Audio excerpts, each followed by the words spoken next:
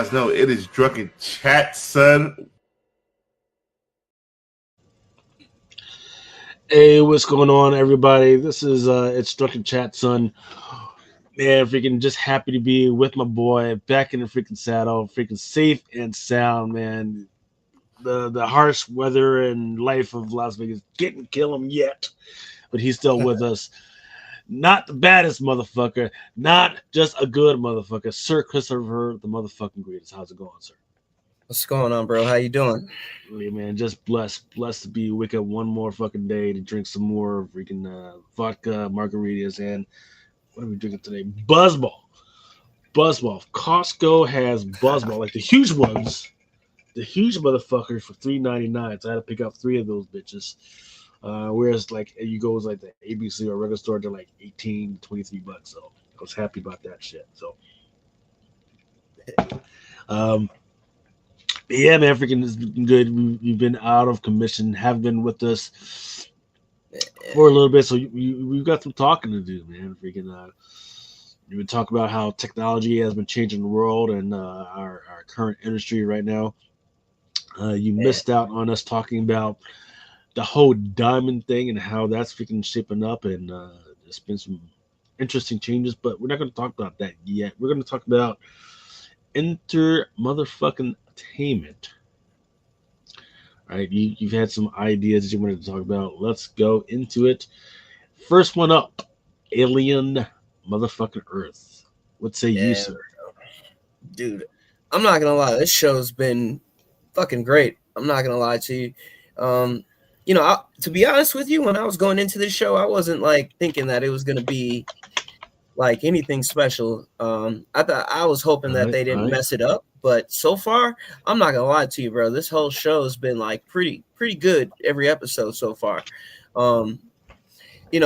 Especially like how they delve into the whole alien kind of mythos, not even about them, but the world that the shit is taking place in. So yeah. I really appreciate that. You know what I mean?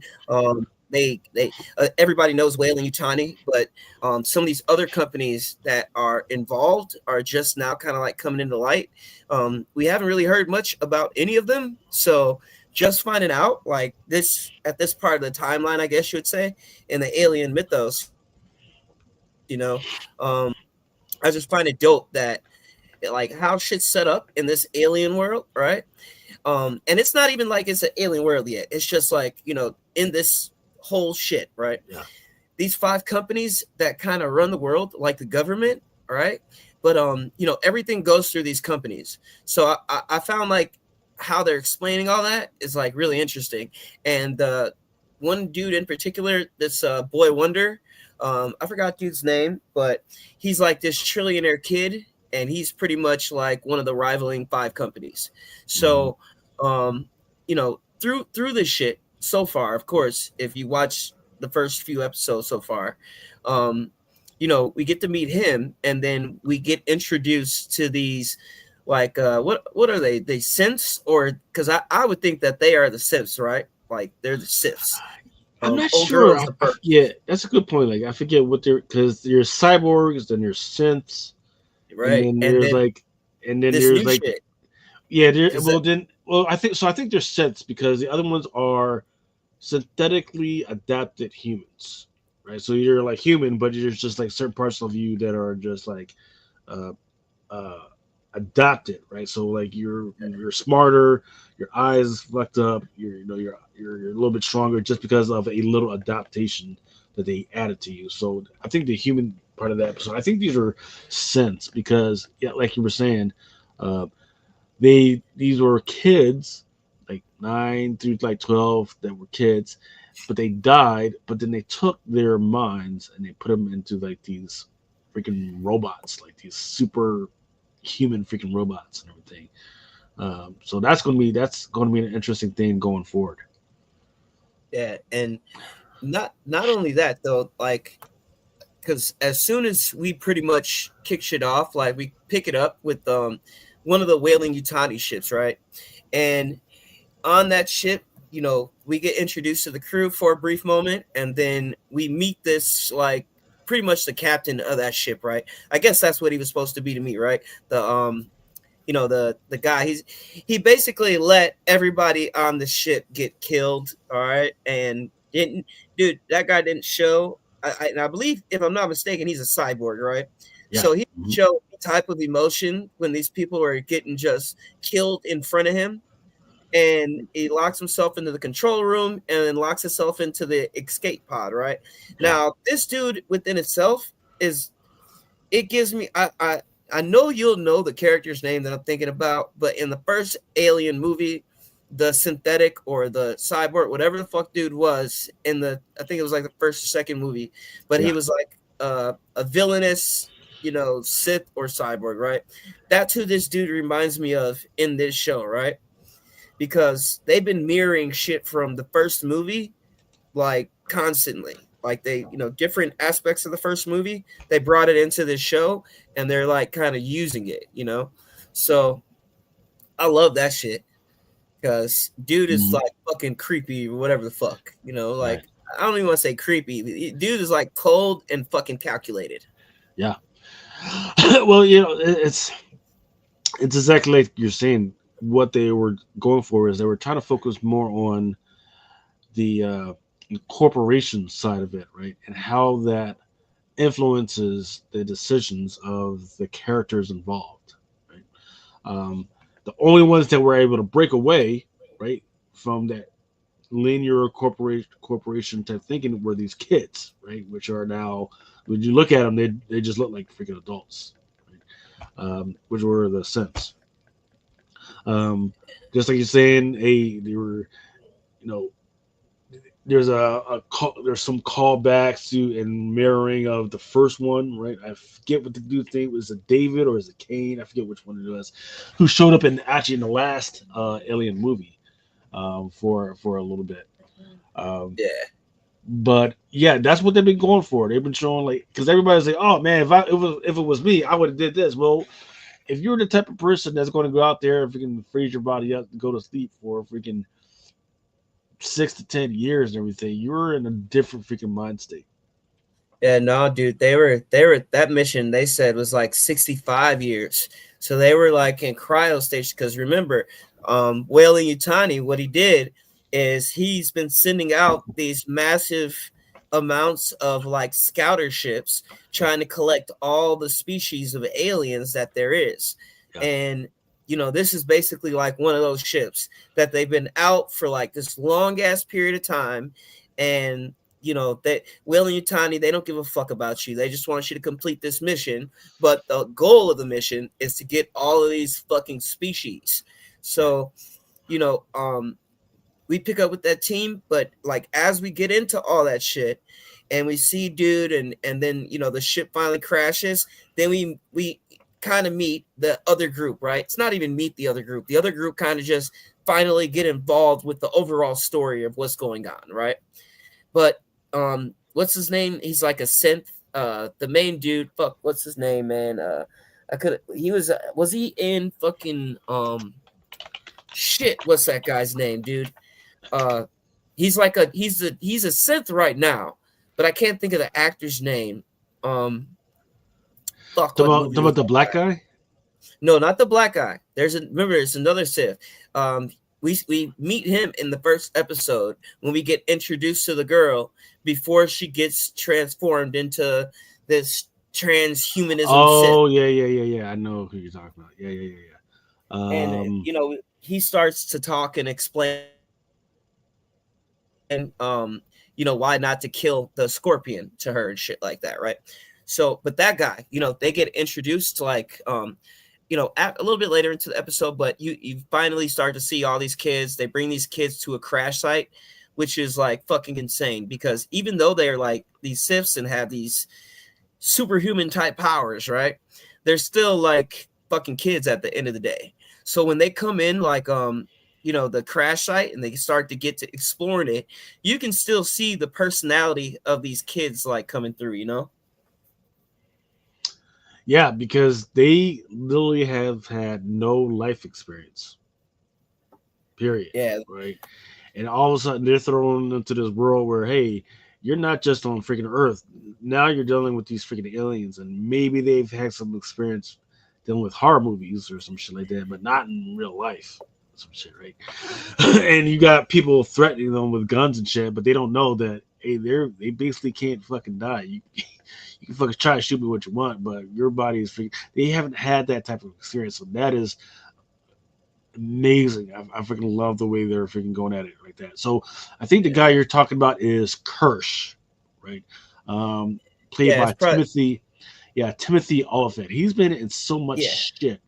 I'm trying to see Deadwood. He's been in Deadwood, Perfect Getaway. He's been in a ton of shit, but Damages. That was probably like Damages is probably Damages and Catch and Release. It's probably his most famous one. I love him in the Santa Clarita Diet, where his wife becomes a zombie. He was really freaking great in that. For the nerd world, Book of Boba Fett, he was in that as the Marshal. Oh yeah, that he was. He had Boba Fett's armor before he came and got his shit back. But dude is phenomenal. And I'm gonna be honest with you, like I like how like in the show, like we're getting these different dynamics of how the alien interacts with different beings, basically. Because you saw like the alien had a moment where it wasn't gonna attack her and it was about to kill her brother, right? And then she got to protecting him. So it's like the alien seems to not even pay attention to the like Siths and cyborgs of it all. So it kind of gives even more explanation of like why David, took almost like a godlike liking to those creatures and started to experiment with the black goo and shit like that, right? It kind of explains that shit to a little bit further to me because you kind of see the dynamic between the aliens and then everybody else. With the humans, they're just on go all the time. They're trying to kill shit, constantly, right? Every time an alien comes around a human, oh, it's a fucking bloodbath. They don't hesitate. But whenever it comes to like any of these Siths or cyborgs or anything like that, they barely fucking pay him attention.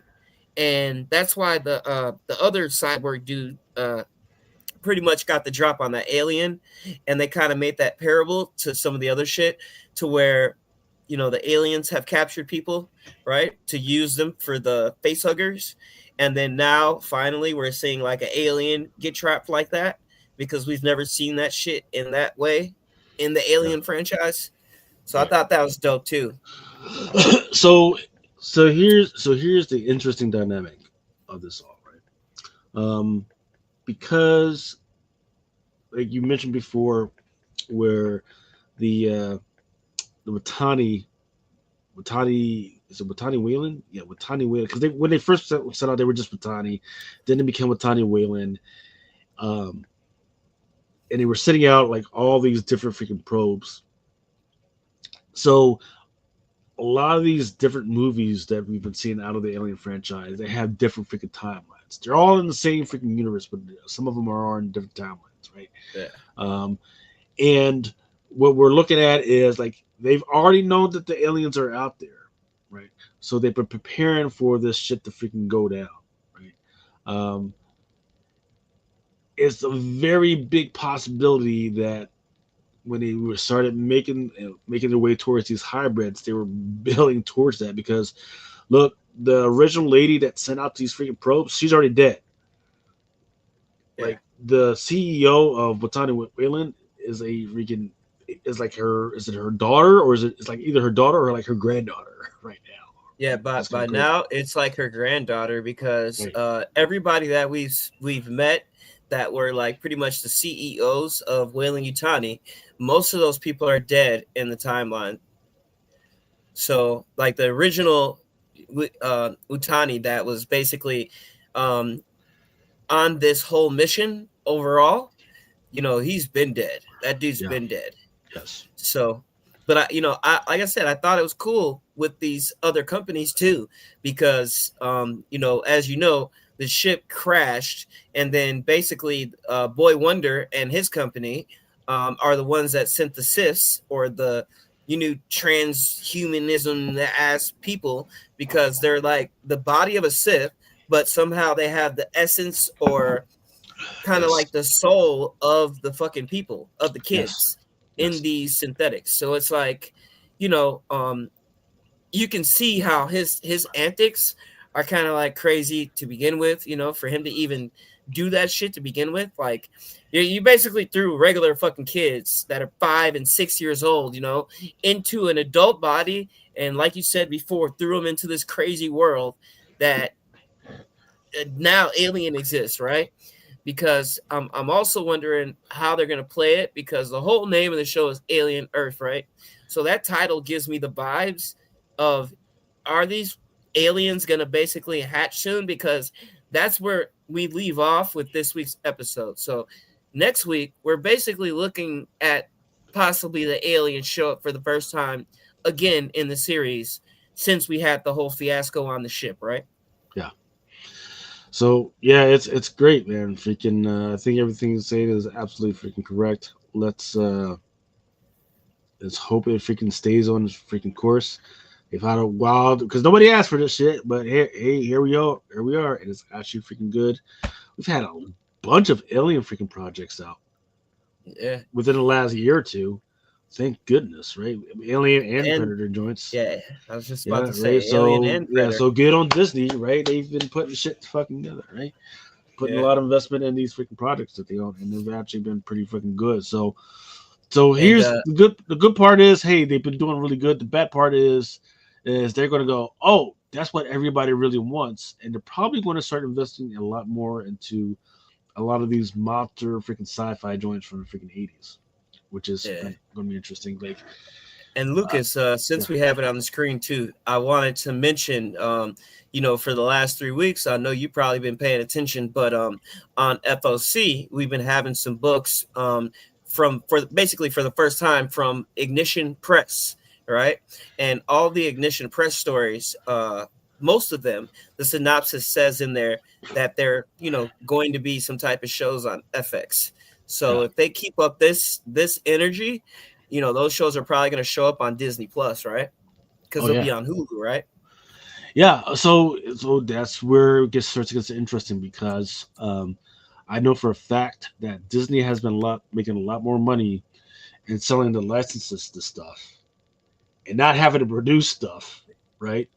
And then, okay, the company produced it and everything, but instead of just being able to put it on their own streaming, they just said, okay, if you want to put it on your own streaming stuff, you still got to pay me if I can put it on your own fucking streaming shit. So they've been making a lot of money off of that as well. Yeah. So it's been fucking money for Disney, and the stock has been absolutely reflective of that, because remember when I was telling people buy it at like 88, 89, now it's at like 115 and 120 now. So absolutely Yeah. fucking good stuff, man. Yeah, especially and like I said, I hope people have been paying attention to that shit on FOC, because I did bite on a couple of those. I bought a couple of them. I think the first one that I really paid attention to was that Murder Podcast. They had one this Yeah. weekend too, or I think it was this past weekend. But yeah, the thing that I like about them is that they offer like little collectibles as well, like Yeah. with those books. So Posters and little media little, freaking packets. Yeah. yeah, because remember they did for the first issue they did ear pods, like not even ear pods, but like earplugs. So if you ordered that, you could have got like 20 sets of earplugs to send with your, with the book.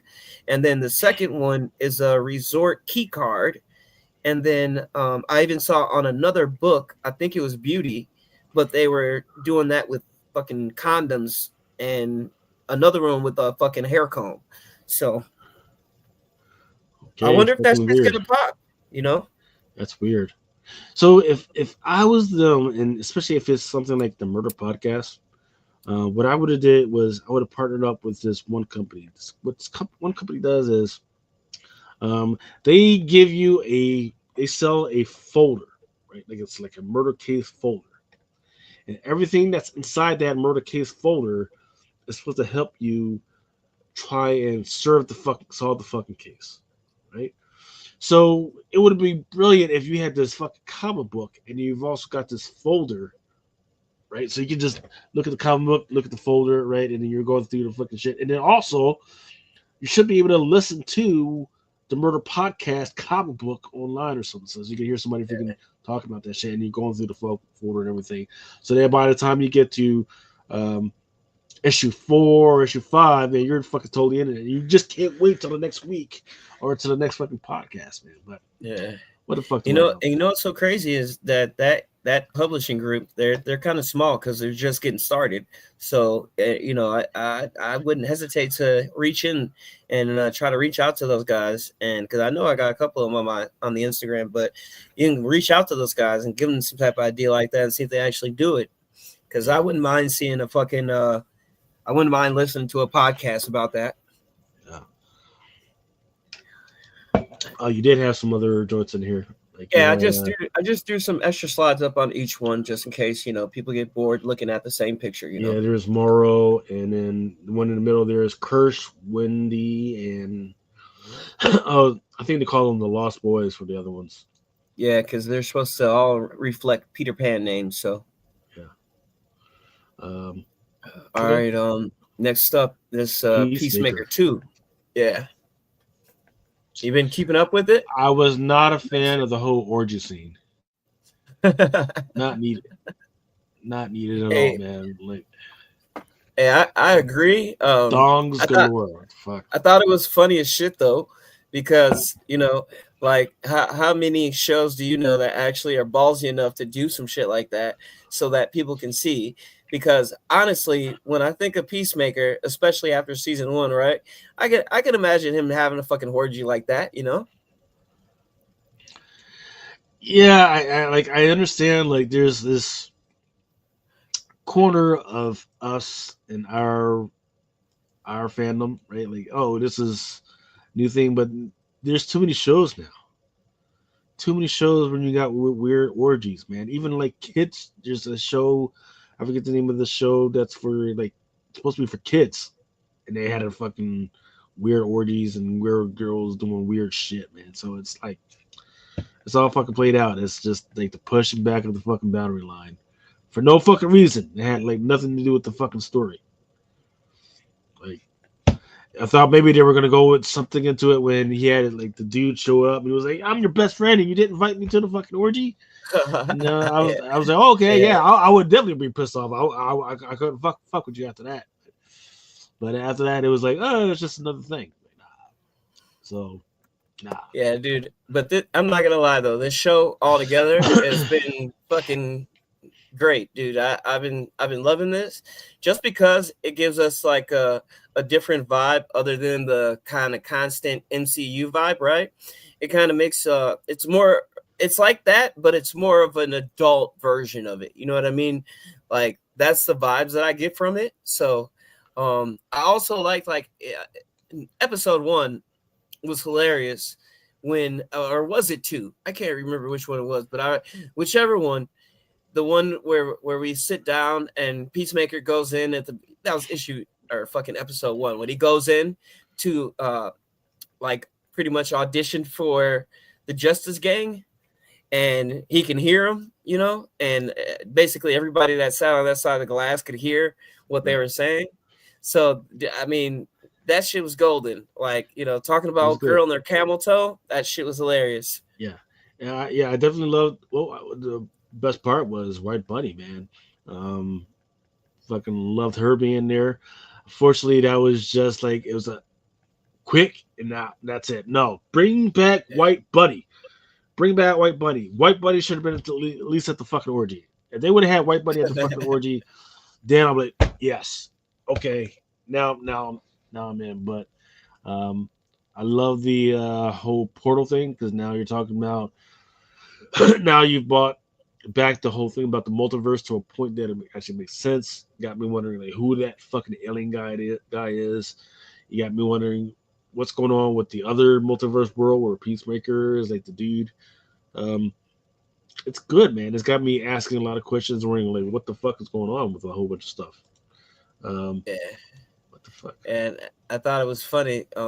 Like seeing how this other world is, like I kind of like I felt like I caught that to a degree, dude. I was talking about that with Brittany the other day, but like, bro, I knew for a fact that I don't know yet if they're gonna keep him in that new world or what, because what I was starting to think at first was the DCU was the world that he keeps going to, because I haven't been watching the ending, like the little director's cut where they talk about it afterwards for a few minutes. But I was kind of confused for a second because I was like, okay, is like just the peacemaker is just his world as we know it.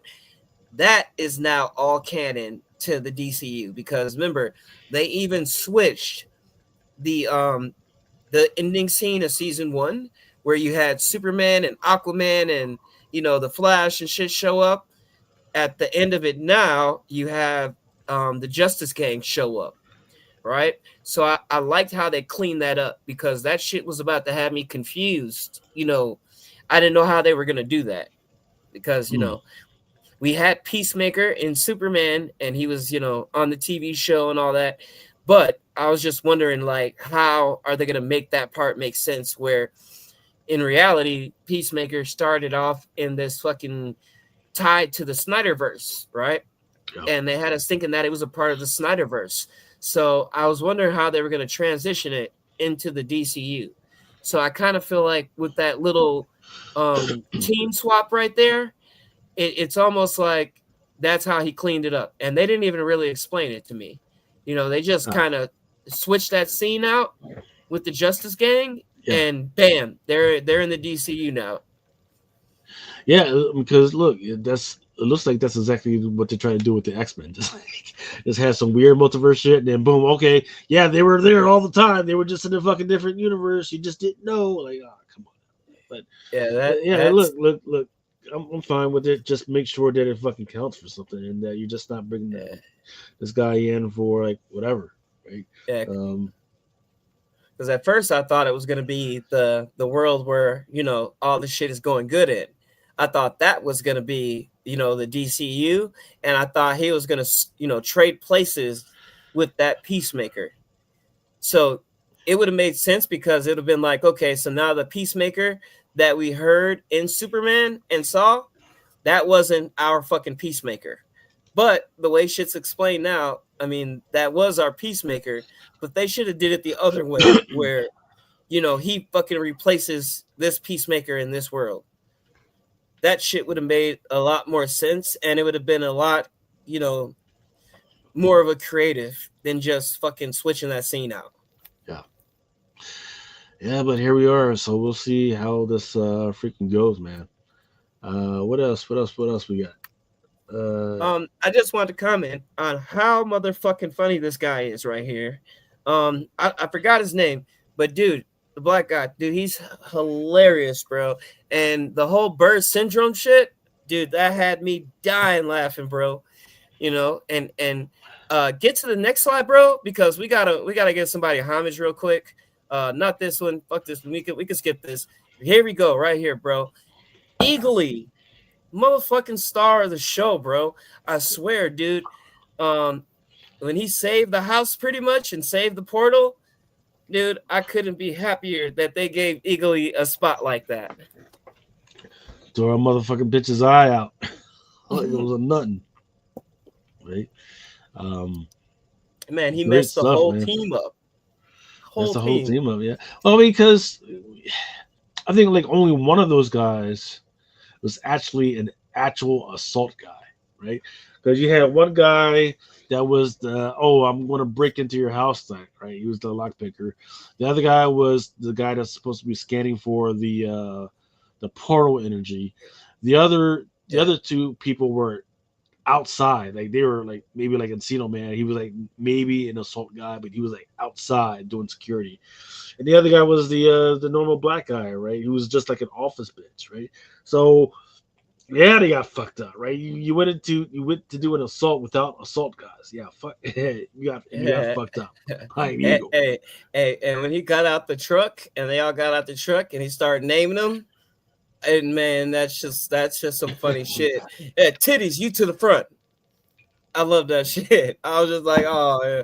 Oh man. But Yeah, where hey, the fuck do you think we are? Berkeley? Get the fuck out of here.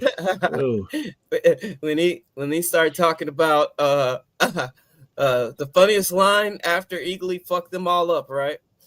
Funniest line of the show so far. He said I got fucked up by a duck.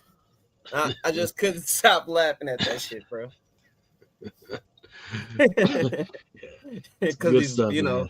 bird blind. Shit's hilarious. Good stuff. All right, let's get into this next one. Twisted Metal season 2, bro. I know you said you didn't see it. I don't really want to spoil it for you, so I'll just give the people a good overlay real quick. And the show so far has been fucking great. I mean, now we're on the finale. Like, we just had the finale this week, and I'm not gonna lie, dude. I can watch, like 4 or 5 seasons of this, bro. I thought the first season was great, but the second season, it's not, to me, it doesn't seem like it's completely better than the second season, but the first season still is number 1, but number 2 is right there with it. You know what I mean? Because they adapted more of the game in this one, because like the different characters that they had come in as, some of the different killers as a part of the tournament. Yeah. They played a little bit more true to home to the actual characters, especially, we're bringing Sweet Tooth back for season 2, of course.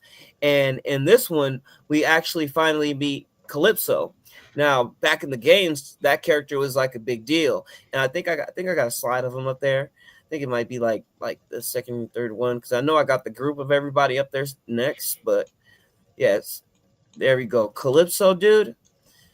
That dude is like a motherfucker. This dude is crazy as shit, and he has some type of powers that we're kind of like waiting for it to get explained, because in the game he had powers, and I don't really remember the explanation, because I used to just play that shit, because that was like one of those battle royale games back in the day where we used to call a couple of the homies over, and then we used to play that, and it like, this show's been great because of that, because like, so the different people and different characters that they've been exploring in this one, even with the main character Anthony Mackie's John, right? Because he calls himself John Doe because he doesn't remember any of his history, right?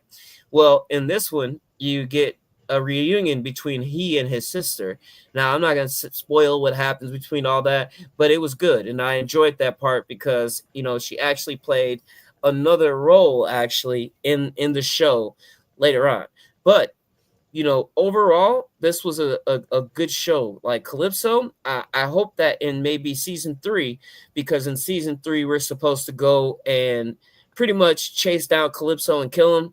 So I hope that they give us like a little bit more of his origin and like what he is, because they've introduced a couple of different people in it, like Axel. Do you remember the dude on the bike from the Twisted Metal game? I think it was like Grim or something, where he had a whole bunch of different like spirits in him. But they explored some of those characters' background. Yeah, dude. Like I said, I wasn't a huge Twisted Metal dude where I know like all the lore and shit from the games. I did play them all, but the type of game that was, I wasn't really into the story as much as I was into the battle royal, right? Because it was to play with other people. So, but yeah, dude, it's pretty good. You should definitely need to go check it out if you haven't seen it yet. And but is it worth it's a really fun. Is it worth getting a Peacock subscription for that shit? Yeah, bro. I'm not gonna lie to you. I would like, I'd pay the little $6 to watch it, because especially if you didn't see season 1 or something like that, then it definitely bans out for you. But I mean, if you like season 1, then you'll like season 2, because they explore kind of like more of that vibe, but they do it with like a fuller cast this time. You know what I mean? Okay. Like before in season 1, if you remember, the show was mainly focused around, let's just say Falcon or Captain America and fucking Echo. Those 2 actors and actresses that the first season kind of focused on, right?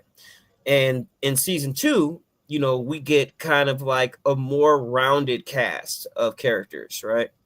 And they did go all the way old school with introducing some of the characters that are originally in the game. You know what I mean? Like they did it in number 1 with Sweet Tooth and a couple of other characters, but in this one they just kind of went overboard with it, and not even overboard with it. I was loving it, dude. But the whole team is in there basically. So, but definitely watch it, dude. Is definitely worth the watch. Let me know, dude, if you need to get into Peacock, and we can get that shit done for you, because you should definitely watch it. Roger. All right, we're getting ready to go start to talk about some freaking comics, but before that, let's go ahead and play this video.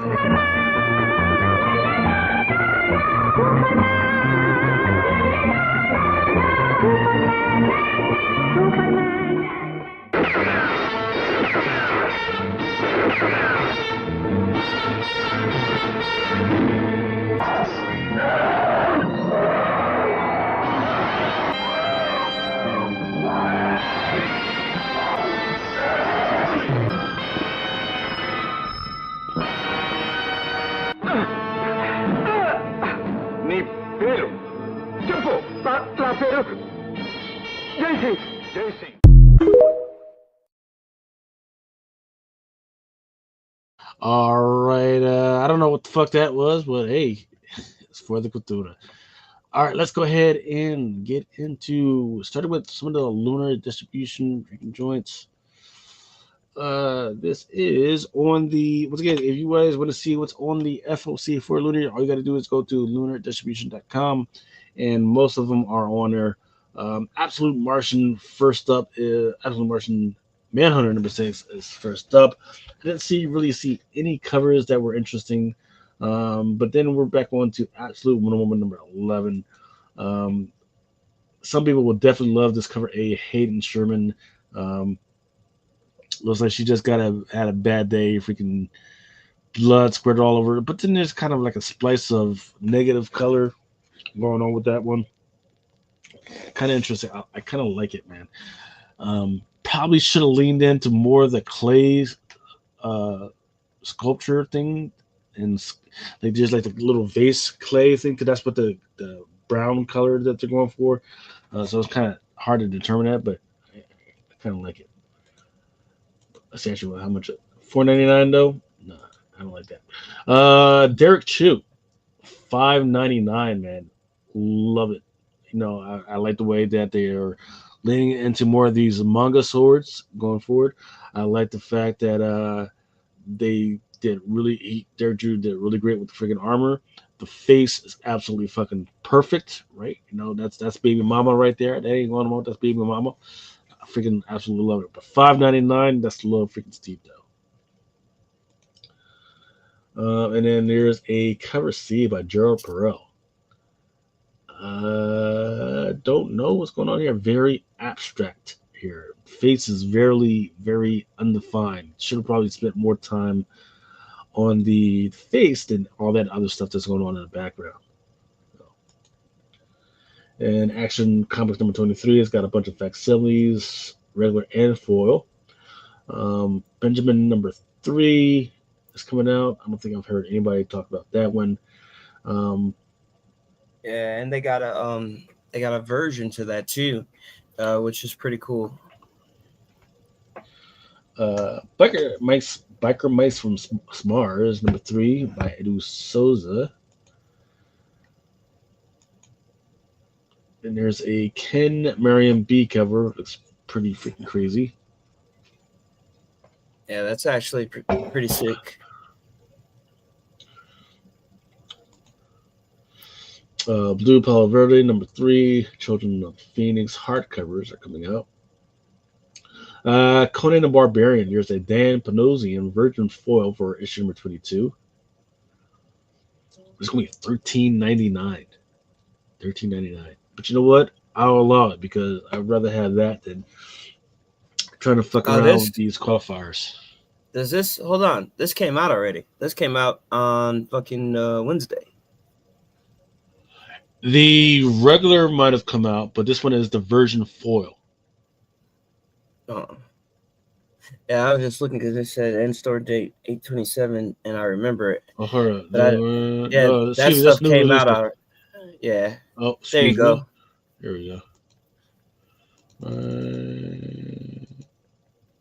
Okay, I'm gonna fucked up. All right, there we go. That's all the stuff on FLC now. Okay. All right, here we go. Really, this time, for real though, this time.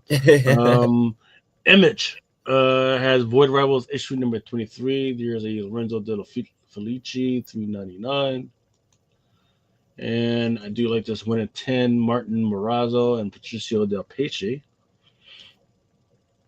Don't know who these characters are, but I like it. Everyone's favorite rhyming robot makes his debut in Void Rivals, coming face to face with Bythona.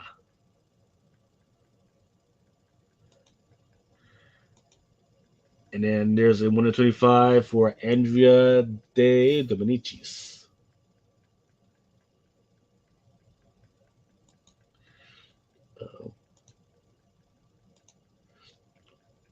There's a 1 in 50 by John Moore.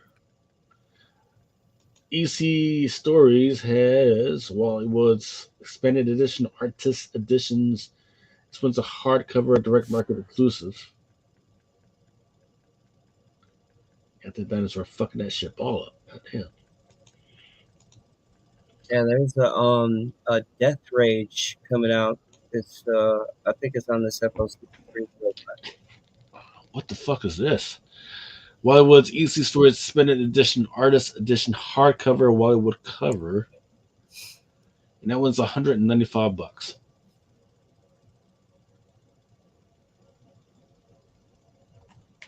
$195. I don't know about that one. Wild Animals number 3. Zombie Love Halloween Edition 2025, issue number 1. This one's a one shot.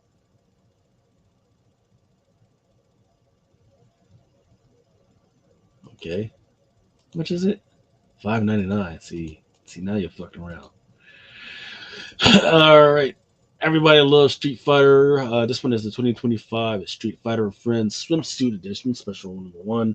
This one's a rake. Yeah, I was gonna get a couple of these, and that next one too. It's pretty fire. Yeah. The cover B Quasimodo. How often, if you know, brother, how often do they have first appearances in these? Because I could have swore that they quite often. Usually... There was a first appearance a couple of months ago. I forget the name of the one, but a couple of months ago there was a first appearance in that one. Yeah, because I'm gonna go ahead and go for a couple of these too, and maybe even this last one too, because I don't think I know everybody on there, but then again, I've been on Street Fighter for a little bit. But yeah, this cover caught my attention too. But and there's a blank variant, and then there's a 1 of 5 Kinu Nishimura swimsuit. It gives me One Piece vibes for some reason. Well, because of the hat, the One Piece hat.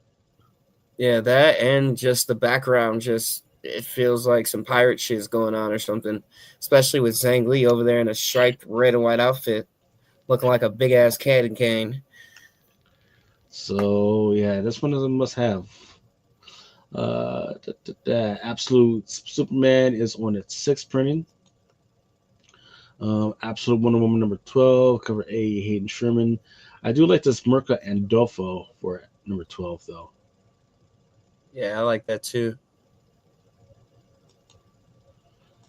Then there's a Yasmin Putri. Back to some of the same stuff, but man, this this one's a little busy.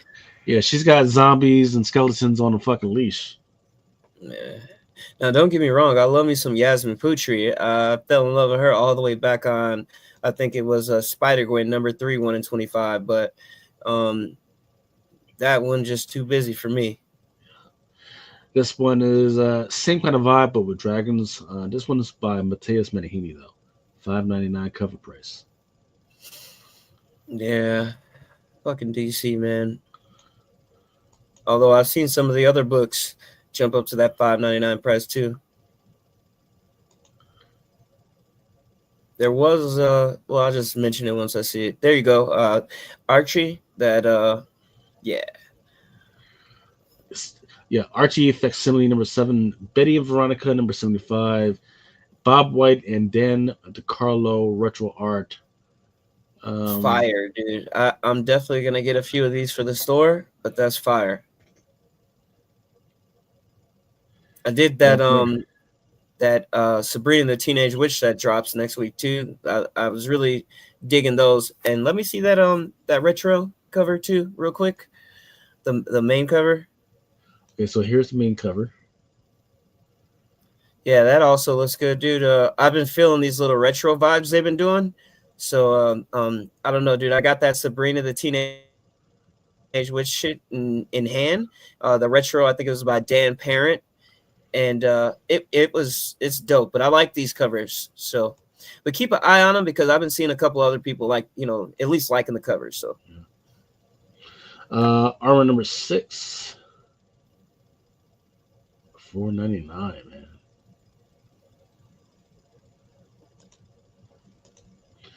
That chalk art. I wasn't feeling any of these. Yeah, no Biker Man from Mars. Blackula. Yeah, that's supposed to be a trade edition or hardcover. I know it's like a trade. Yeah. God damn it. I guess I got to get it. And it's drawn by Jason Sean Alexander from Image, from Spawn. Yeah. Yeah, he'll also have sketch cover for Spawn coming up. For I think it's like Spawn 50 or something. I don't know. Buck Wars has a trade paperback coming out, so that'll be a great chance to check out what the fuck was going on with that thing.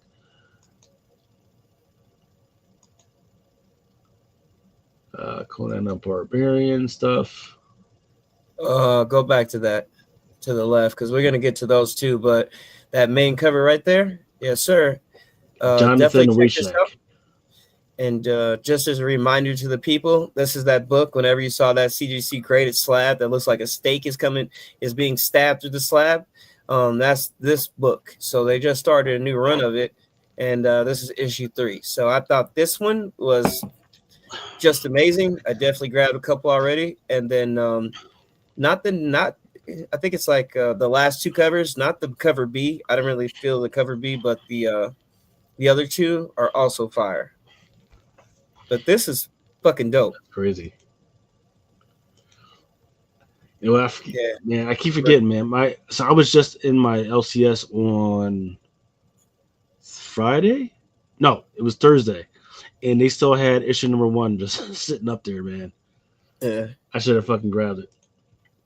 Yeah, this one too. This 1 in 20 by Maria Wolf is fucking amazing, and I don't know. Let's see if you have any orders for it, but it is a gnarly cover. She's been on a lot lately, bro. She's been on a rampage on the incentive tip. And then here you go. This cover D, 1 in 50 by Jim Mafu. This motherfucker is dope too. So I added it both into the FLC video. I'll try to get that out tonight, and give people a run through of the books that we go through tonight. Going back to Udon, because we just talked about Street Fighter. This one is Darkstalkers and Street Fighter Dark Love issue number 1. This one is by Alberto Albuquerque. Not Raphael. Lucas, how you been feeling about all these crossovers, homie? Because I mean, we got crossover heaven coming to us, basically. We got Fantastic Four crossing over with Gargoyles. We got Deadpool crossing over with Batman. We got, we got all this shit going on, all these crossovers going on. Even hitting books like Dynamite, where you got Elvira versus and Harley Quinn, right? Yeah. And then it is absolutely, it is during the summertime. Got no problem with that, right?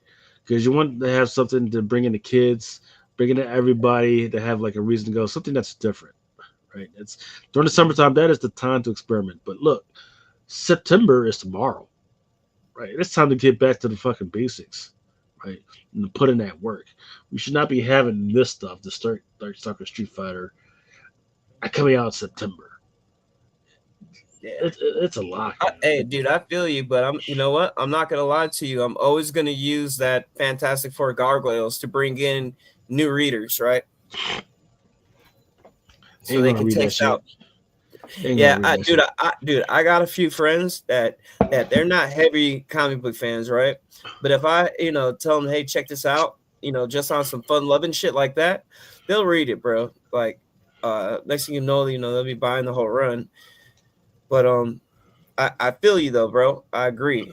This 1 in 5 is nice though. Alex Haddad. Yeah, I might want that one. DC KO #1 cover in lights out blind bag variant. And highlight a couple of books on this page already is that DC KO #1 lights out blind bag variant, because we have a lot of blind bags coming our way here in the near future. And then the second book is that DC Satanic Panic by Darren Warren Johnson. Now I like the Liber Mayho too. Really fucking good shit. Good work. Like dude is off the chain as always. But for some reason, $9.99 though.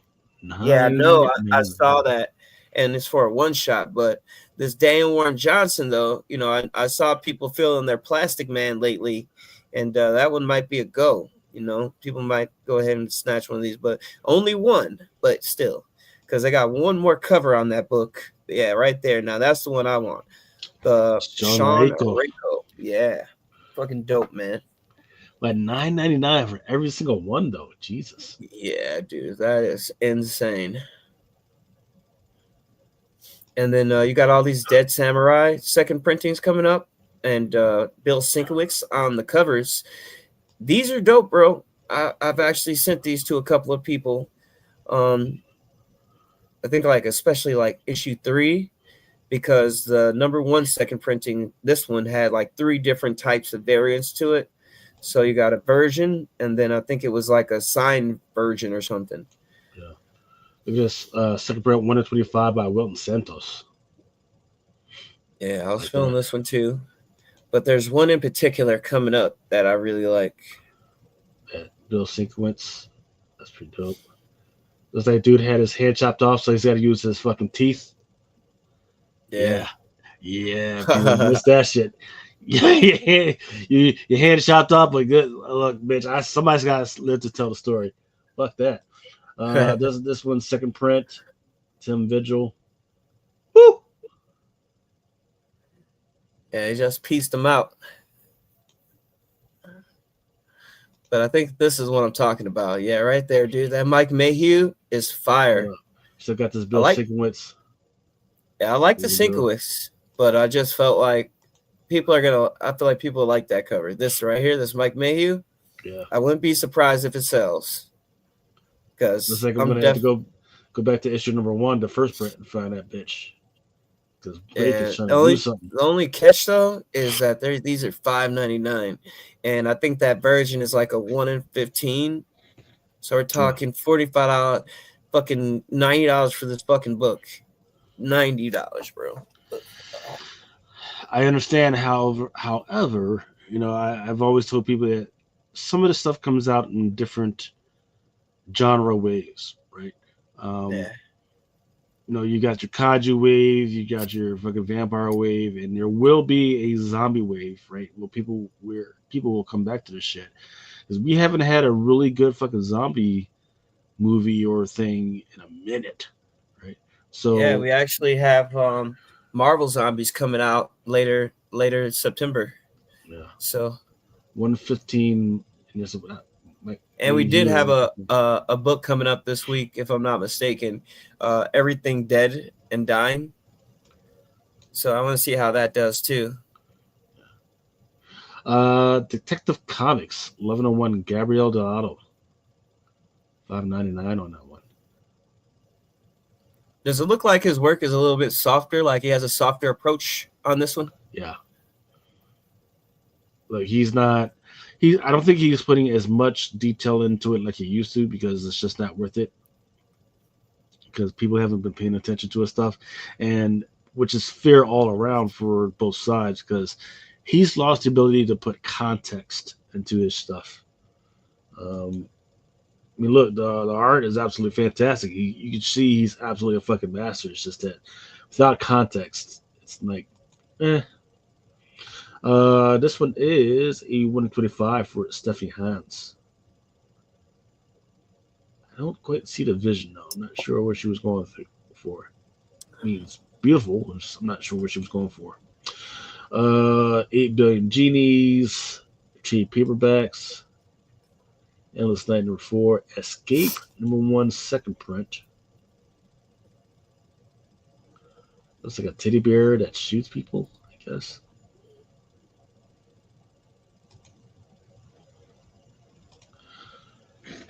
Escape #2. Here's a Max Fiamora. Yeah, it's definitely some fucking teddy bear that's been traumatized by war or some shit. Wounded, hunted, and running out of time, Milton Shaw has one shot left to change the course of the war and destroy a Titan cannon before his own side drops the bomb. But as enemy patrols close in and memories of the life he left behind threaten to break him, the mission becomes more than survival, it's redemption. Okay. Far down below, issue #5 by Matt Cave. Flash #25 by David Pator. He's really been trying to do some stuff. Yeah. And it's only $3.99, so that's a pickup. Rayleigh Stock. And there's this Mark Spears. Yeah, I'm definitely gonna pick up these Mark Spears. I'm gonna try to go ahead and collect a set of this for myself. But you know, I'm gonna be honest with you, bro. I'm kind of, you know, I know he's been on DC for a while, but I'm feeling these like character covers, you know. Yeah, they look good. Future is Fucked, issue #6.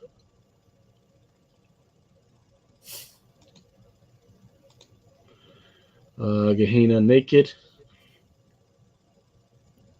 Oh, there's a little titty out there. Cover C, Rodrigo. They didn't even cover that shit up. Yeah, I had some orders for these already. A couple for the polybag and a couple for the main cover so far for this one. But I was kind of feeling that Crown Carpenter too, but I don't know. This one, 1 in 10. Yeah. Yeah, maybe if I get a couple of more, I'll order it. But Green Arrow. Oh, there's G.I. Joe, Real American Hero. Some trade paperbacks, but here we go with Green Arrow, #28, cover A by Torrin Clark. yeah, it's fire. Have you been paying attention to these lunar exclusive joints? Fuck no. I saw a couple of them that I liked and I did pick up, but it's like I told Mel, man, like all these little exclusives, like look, there used to be some fun in going to, like, I used to have to go to a Comic-Con and hunt that bitch down in order to get it, and that was fucking fun. Now you're just telling me I just get to go on a website and fucking order it? What the fuck is that?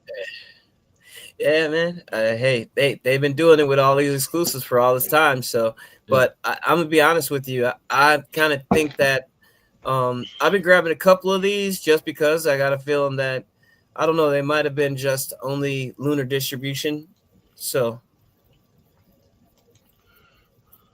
it's pretty dope. Probably could have kept the dude back out.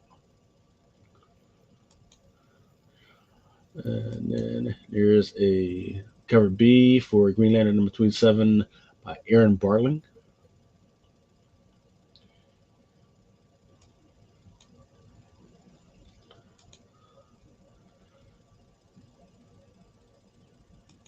yeah, I definitely want those grubs. I mean, it might be a little silly thing just for me, but I'm definitely picking up a couple of these grubs and throwing them on the site. They're just cool. I don't know why. Yeah, you never know, man. Well, it's by Keen Spot, so that's why I'm definitely pick a couple of these up just because Keen Spot has some weird shit going on. So let's just check it out. I like the covers though. All right, Harley Quinn 54, Yannick Paquette. Looks good, man. But Richard David Nakayama, Nakayama. yeah. I was gonna mess with him and talk about this book because, dude, I like this one. He has Harley Quinn front and center. You got some little cheeks on her, and then the background looks like it's moving. So, well, look, it looks like they just took a still. Yeah. Have you noticed that lately a lot of more artists that have been drawing um, Harley Quinn have stopped drawing her to look like what's her name from Suicide Squad? Yeah, I've noticed that because they, I don't know if like what it is. I don't know if they all assimilate to that version of Harley Quinn from the movie, but I definitely know what you're talking about because I've been seeing a lot of that lately. With the white face, the little tattoo by the eye or whatever, and then the red and black hair on each side. Pretty much all the renditions after that movie, we haven't seen like any version of classic Harley since then. Yeah, this like these look nothing like her.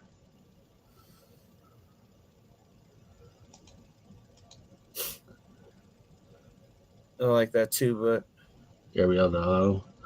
yeah. Sorry, but I gotta have it. Gotta have it. 125 by Manny Carpania. Yeah, it's got like a mixture of cartoon and realism.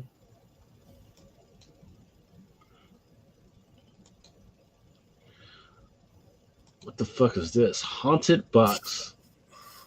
Issue number 1. This one is covered by Damian Torres, Spot UV.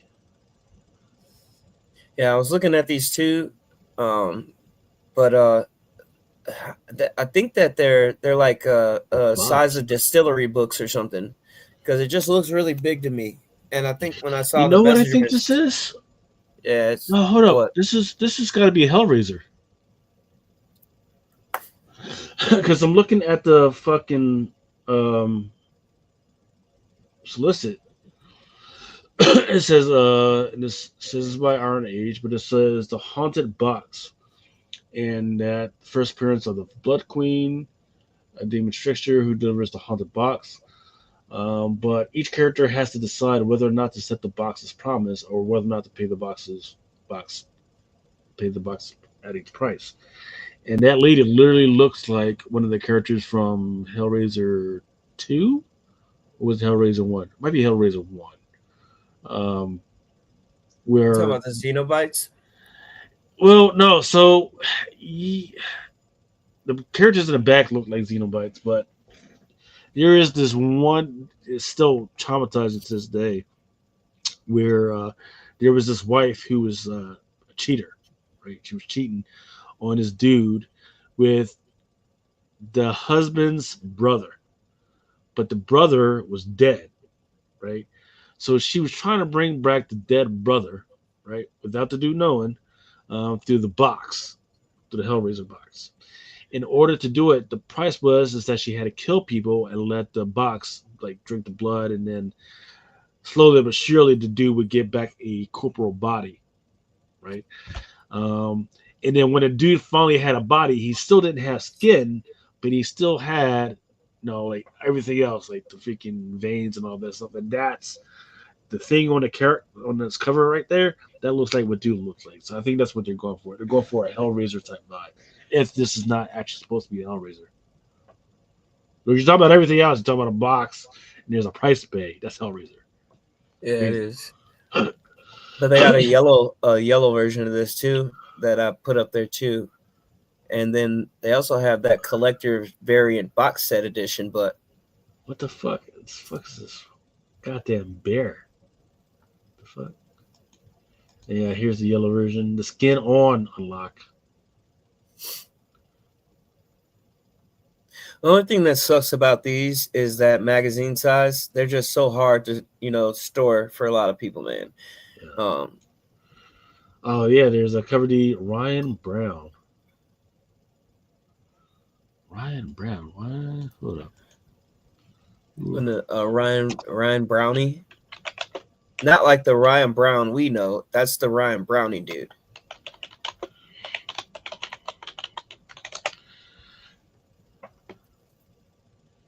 I remember seeing his name before, and I thought it was Ryan Brown too, but it turns out it's just a completely different dude. No, it's Jamie Clayton is on Hellraiser. But yeah, fucking $24.99 for 100 Brown.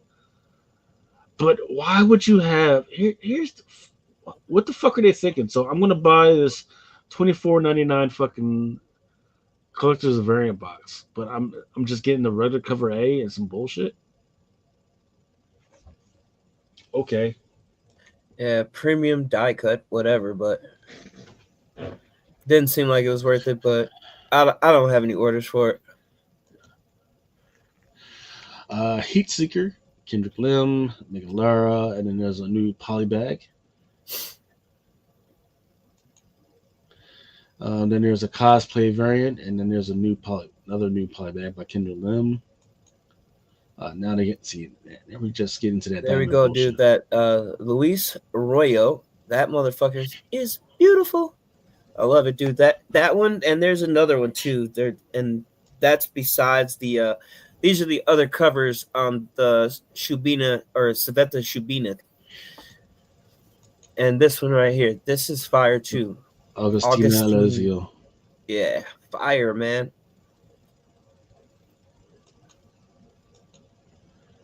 And then that's crazy. They didn't even show the Shubina one. Yeah, if you find it, freaking pass it to me. I'll see if I can, or share it, and we'll fucking put it up. Hyde Street number 9, which has been doing quite well, especially through my store.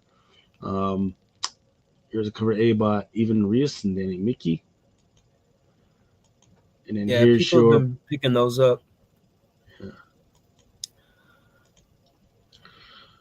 There's your. So I think this one. Well, the first one of these actually did pretty well.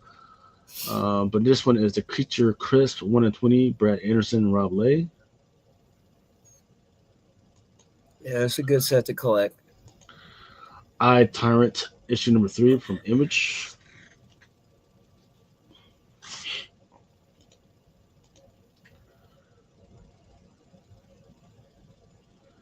There's an Area Cologne, Got Far, Ryan Gaja. Illuminating issue number 4. This one's a Kyle Baker. This one's actually a homage to hip hop covers.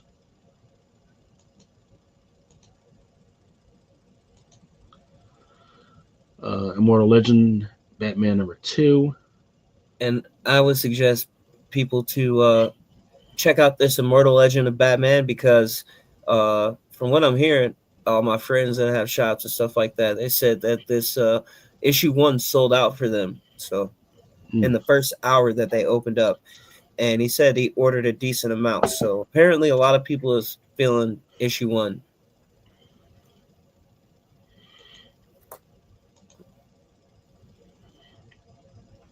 But there you go, Lucas. I sent it to you to your email, but we can get to that later. Yep, Invincible Universe Battle Beast. There's one that's 5th print, 2nd print.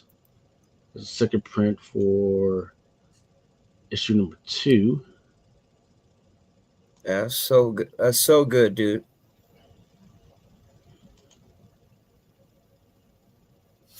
Jeez.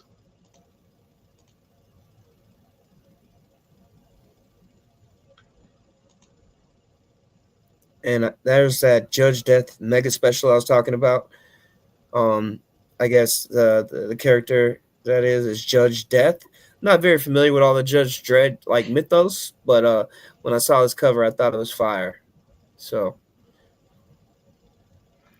let's see if I can. Let's wait till we get to those something killing the children.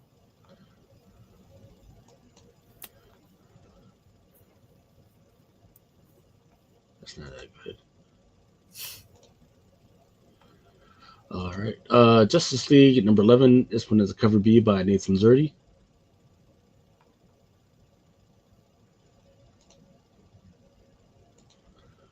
Here's your Kevin Wada.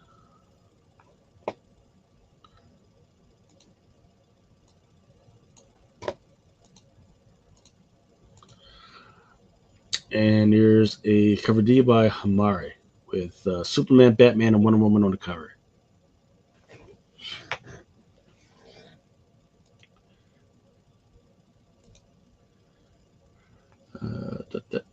Justice League Unlimited number 11. I do like this one in 25 by Scott Collins. I don't know what the fuck is going on there, but good vibes. Good vibes coming out of this one.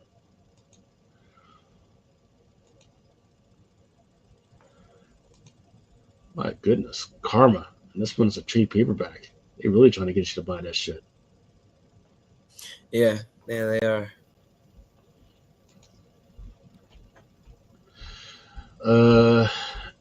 Let's go for some indies with Wise Acre Comics, Magnus Jakuta. Written by Frederick Ladles and Bruno Abdius.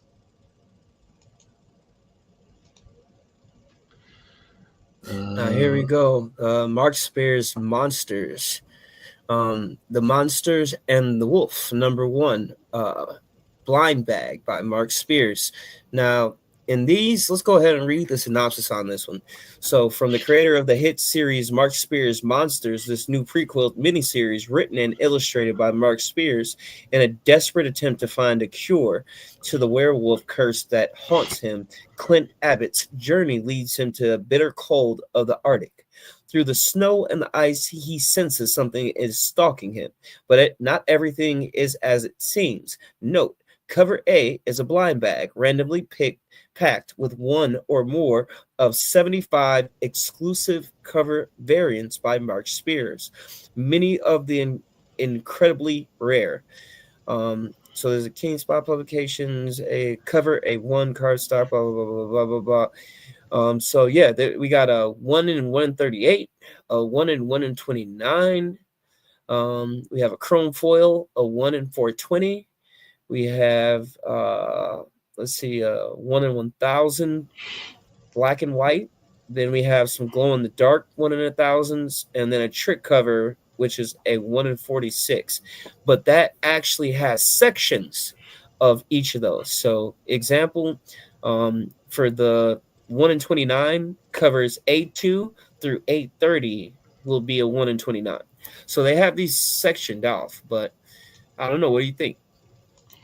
I just hope they don't go through the same bullshit that Big Rig did, where you say, oh, there's only going to be 1,000, and you go, oh yeah, no, we're going to bump it up to like 2,000 to 3,000, and then when people actually get the fucking boxes, they didn't fucking split the shit out, so there were people getting just 20 of cover A, and we have yet to find anybody that got to like the 1 in 1,000. Well, see, that's the thing. On this one, it's a little bit different because the cover A is the blind bag, and they haven't shown it to us. So I guess, if anything, maybe it's going to be the art on the bag. You know what I mean? Because, you know, from what I can tell, it seems like, you know, it'll probably be like 75 different variants, I guess, of the A cover, right? Because if they all come out of the blind bag, or no, it's not gonna be like that, but you get the idea. You get what I'm saying? Yeah. Shout out to Blind Adam or Awesome Sauce Radio that's in the freaking comments right now. Yes, brother, I am trying to get you the link right now. Let's see. But yeah, that's what I was talking about earlier when I was saying about the blind bags, because from so far these incentives have been extremely cool. But I have seen that people plan on ordering quite a bit of these, because I've seen people already announce shows, like whatnot shows, on selling these. People having these Halloween styled, you know, streams with this Mark Spears blind bag. So because this isn't even the only blind bag that is on this FLC, if I'm not mistaken, because we had the DC KO blind bag, and then now we have this blind bag. And if I'm not mistaken, I think we might have a Vampirella one too. I don't know if that's going to be for this week or next week, but the covers are awesome. You know what I mean? Like this hollow foil or hollow flip samurai right here. Yeah, it's Mark Spears 1/250. Yeah, so it's some beautiful covers, but at a $5.99 cover price, you know, for that book, 1 and 250. I mean, hey, if you got it, go ahead, and either you're gonna be one of the only people with that book, or you might be amongst a few people with that book, but somebody's gonna outdo somebody down the line because we got 1 in 500s. Okay, then this is a glow in the dark variant by Mark Spears.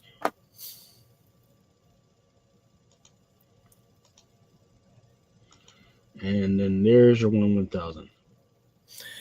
Yeah, but if I'm not mistaken, it might be on Monsters number 8, but there's like more incentives because there's like isn't there like a 1 in 1,000 too? Like there's 1 in 1,000. I could have swore I saw like a 1 in 2,000 or some shit, but hey, that might be on that Monsters number 8.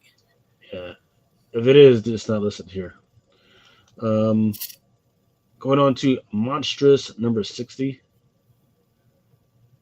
Some wild shit. Mr. Terrific, Year 1, issue number 5 by Edwin Gallman. And here's a Lashley. New Fun Comics has a bunch of facsimiles for some fucking reason. It's still trying to get off the ground on the readership on this one. News from the Fallout, issue number 4. No great fucking covers yet. One Last Trick by Midnight Factory, issue number 1. Ass Cheeks Out. I am kind of interested in this one because some of these covers coming up for this book is pretty nice, I guess you'd say. Like that 1 in 10 and the Joseph Schmeckel. Both of those are dope. Like I really like this. This is that 80s vibes almost to me. Yeah.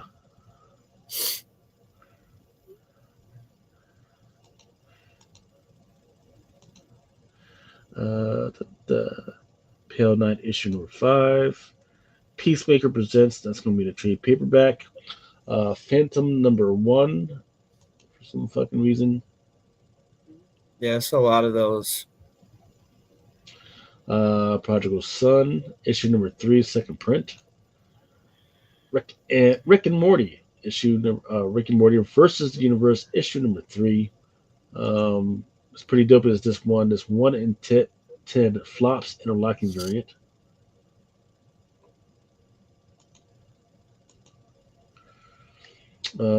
Here's your 1 in 20 by Tom Fowler event. Looks like it's supposed to be a rip-off of Cable or some shit. Yeah. This is the first appearance of Blood Rick in a non-canonical 9. So yeah, it's supposed to be a rip-off of Cable and what's the name of the New Mutants? Yeah. Yeah, so this is their 1 of 50 by Jarrett Williams Prime. So 1, 2, 3, 4, 5. Yeah, so this is the 9, non-canonical 9. Fuck, I guess I got to get it. Savage Sword, Conan Reforged, issue number 1. I guess there's 2 fucking Conans in there. Savager, issue number 1. This one is by Panic, written by Phil Blackman. Covered by Tahani Tafar. And I was surprised to see her name on this, but hey, I'm picking a couple up just because she's on it. And you know, Tafani Tahar does a lot of work with Strange Comics. Stranger Comics. Yeah. Our buddy Sebastian over there. You can tell they're influenced because there's a cover B by it's a Lair Heavy Metal Homage. Silverhawks. Not going to go over that too much. These guys are fucking ridiculous. Six Gun Battle, Sleep issue number 5. Space Ghost. Here we go. Spawn, Black Ritual, The Book of Nyx, issue number 5. I like it. I have to catch up on this run. I think I'm only on issue 2, but I gotta catch up on it. I think this might be the cover to have, though. This one is a cover Brett B Booth. by Brett Booth. Yeah. Pretty dope. Superman issue number 30. Superman and Booster Gold against the Legion. Been pretty good, interesting so far.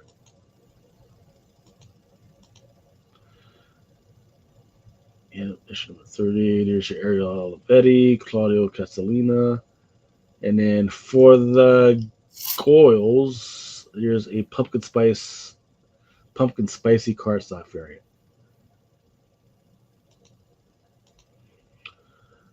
There's your 1 in 25 by Asawi.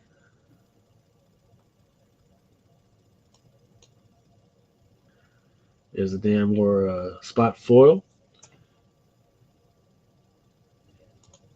Superman Unlimited issue number 5. There we go with a Raphael Albuquerque. Title says Into the Kryptonite Kingdom.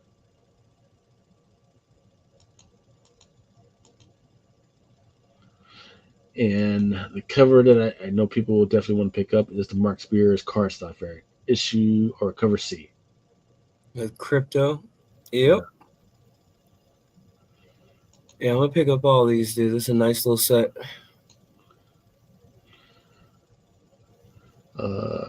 From Image, The Voice That Kill, issue number 3. I'm not sure which publisher did this one. Bad idea. Oh, Bad Idea for They're All Terrible, issue number 1 and 2, deluxe edition. And the cover is done by Ramon Villalobos. Yeah, it's sick. I like this cover. Probably even pops with a black light.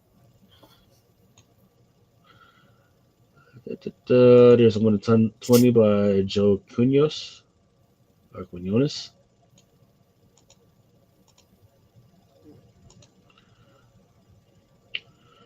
Uncle Scrooge, Flint Heart,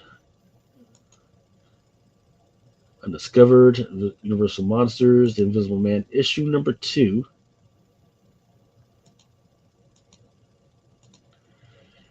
There's a Mike Del Mundo. I see the vision, but it just didn't come quite through.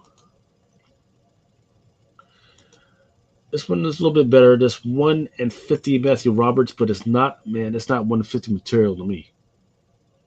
No, it's not. It should have been a regular cover.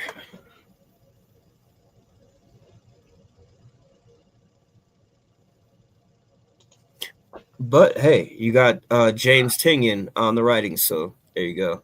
Yeah. Not here says that comics are like movies now. Too many of them get made, and most of them kind of suck. All right, I'm going to welcome another gentleman to the stage. We go with Blind Adam. What's going on, brother? Not much. Just having one of those moments where everything is happening at once. Everything, everywhere at once. Yeah, I've had a buddy of mine who I share my Disney Plus account asked me for the new password. I was trying to figure something out. What I don't know what not. And I was trying to be a part of two podcasts at once, all at the same time. Yeah, fuck all that. Pay for your own shit. Don't bother me while I'm doing my fucking thing. Because you can get your shit fucking blocked if they find out you're sharing your shit. So, Mr. Adam, so far we've talked about. You were going to look mystery packs because we're not going to use that racist term on the show anymore. What term is that? Blind box? Bags. Blind eggs? Blind bags. It's a racist term. Bags. It's not being used anymore. I What's think up, you need motherfucker? I think you need to write a very tersely worded letter to DC and Image and all those other fuckers, man. But right now we're just going through the FOC. We've only gotten up to Lunar. Lunar has been gotten a lot of new good shit ever since Diamond freaking went down with the count. Yeah, a lot of these places switched over to Lunar, dude. It's a fucking ton of them now. Yeah. I was kind of surprised that the Lunar box that arrived at my freaking place was that fucking big, and I was like, oh, wait a minute. Yeah, they've got a lot more publishers now, so shit. So what do they have a lot of the smaller publishers now? Yeah. You know, a lot of publishers that I haven't thought about in years. I like this Martin Simmons, though. This one at 75. Yeah. I'm a little confused as why he's holding that little rat, but I guess we'll have to read to find out what the fuck. And then, of course, Adam, what we got coming up now is Vampirella issue number 1. There's a look. I don't have to describe it to you because you know that she's going to be half butt naked on each one of these fucking covers, man. For exactly. Vampirella, right? It's a Vampirella book. I would be disappointed if she was fully clothed. Yeah. They got a cover for Greg Land. Excuse me. There's a homage to like her first.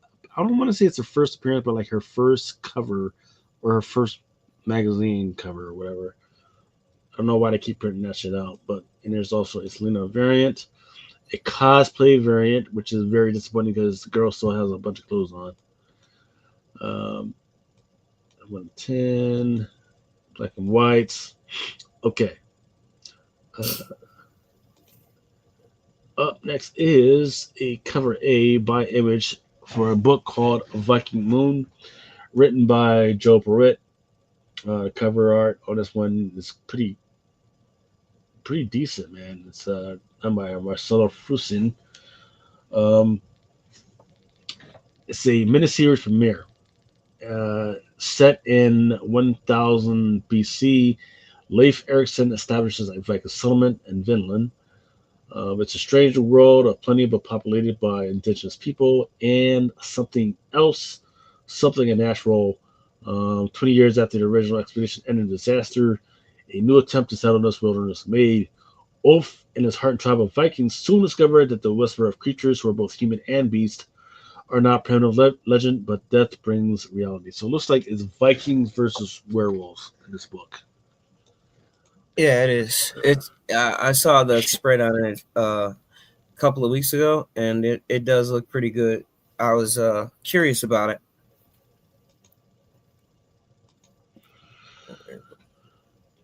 Some of the covers are pedestrian. I do like the one at 25. This one here is a cover D by Martat, Justin the Viking versus the Werewolf.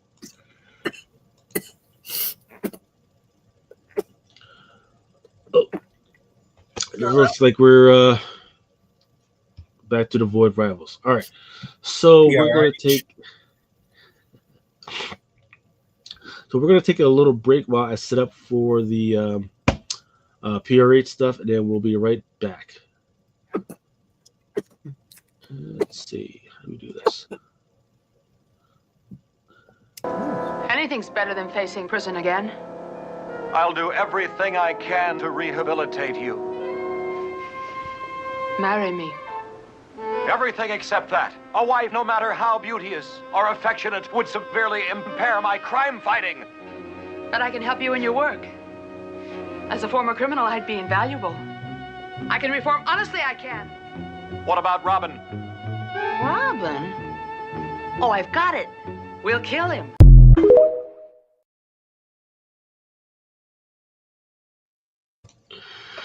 All right. If you forget, man, there's some gold in those old 1960s fucking Batman joints, right? Yeah, man. And Julian Newmar's still alive too, which is a great thing. All right, on to the FOC for the stuff that's coming out from Penguin. Once again, you can go to prhcomics.com. You just got to scroll down to the FOC, And then that's where we're at. So let's go ahead and pull this up. Yep. F11. Oops. Hold on. F11. There we go. All right. So first up, actually, let's go to alphabetical order. I don't know why they had it like that. And of course, when I want to get it fucking organized, what's the fuck up? All right. Good. Looks like just to make sure that it's up front, they decided to put the all new Spider-Gwen. Why do you look? I just want to read the Spider-Gwen book. I don't need to read about the all new Spider-Gwen. It seems like there's like an all new Spider-Gwen every other 6 fucking months. Yeah, like what the fuck, man? I mean, Oh, I think this is like her 9th or 10th volume at this point. but nothing. Oh, but yeah, this is the all new Spider-Gwen Ghost Spider #1. That was the second print by David Marquez, and there's second print by Simone DeMeo. Amazing Spider-Man #13 by Joe Kelly is coming out. There is a homage to the Silver Surfer versus Thor, but it's with the Muppets. That one's done by Dave Bardeen. Celebrating Muppets 70 years. Jesus. Then there's Four Mate Spider-Man #13. There's a Gonzo White Tiger Team variant. The Spider-Man and the White Tiger on the freaking cover. Then there's also a Lee Bermejo cover with Spider-Man versus the Lizard. And then it looks like there's it's either like a 1 in 25 or probably like a 150 for the Lee Bermejo. Then there's a Perez variant. Yeah, there's a shitload of issue #13s on this one, or covers for issue #13. Yeah, because issue 11 is a big issue that I believe comes out this week, but there's like 3 or 4 something first appearances in it. Jesus. For what? Oh yeah, and then Black Cat. Issue #1 is on this freaking second print. One by Simone DeMeo, and the other one's by Terry Dutton. Let's see. Hey, what's going on, Mojo Quid? Nice to see you, brother. Mojo Quid, what's up, sir? What up? Civil War #3. You're putting out a facsimile for that one. Captain America, no Spider-Man. Civil War 3? Yeah. Why? I don't know, man. 11:59 p.m. One notification. What not? Creeping Below, issue #4. And like cover A by Del Rey. It's very haunting. But there's a one in, there's a one in, come on. If you're going to do that, at least let me go to the ones below. There is a 1 in 10, which looks interesting, but of course, favorite right now would be the Maria Wolf. That looks pretty good.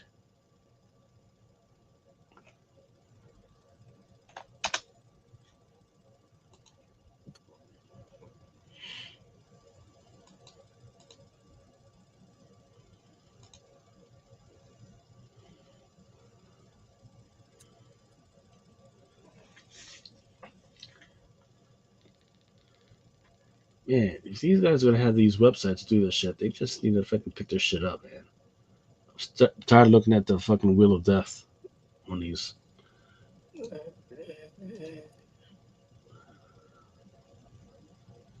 Yeah, I just make sure I hit 9-1 because and 9 like really you taught me, motherfucker. 9-1 and comic book format. Yeah, so this is already on FOC for Monday, so we're already there. Book of Bills Limited Collector Edition. So War, Creeping Below, Critical Role, Vox Machina, Origins #4, Deadpool Wolverine issue #10. And then these motherfuckers have the nerve to make me have to fucking go through another fucking. Man, these guys are rough.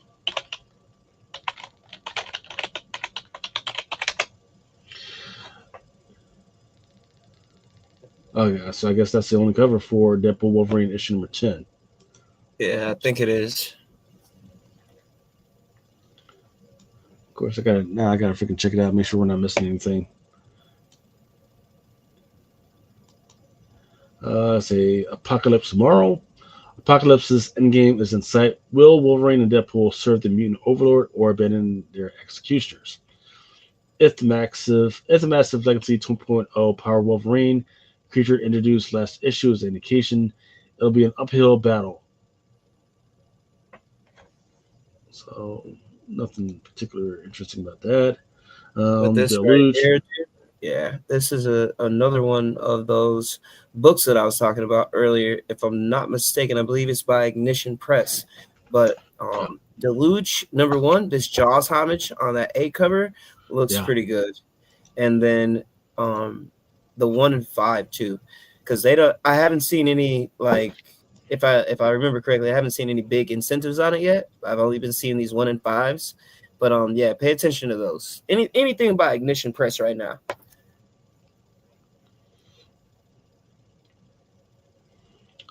Disney Inside Out #2. Event Horizon Dark Descent #2. Some more Devil books, Adam.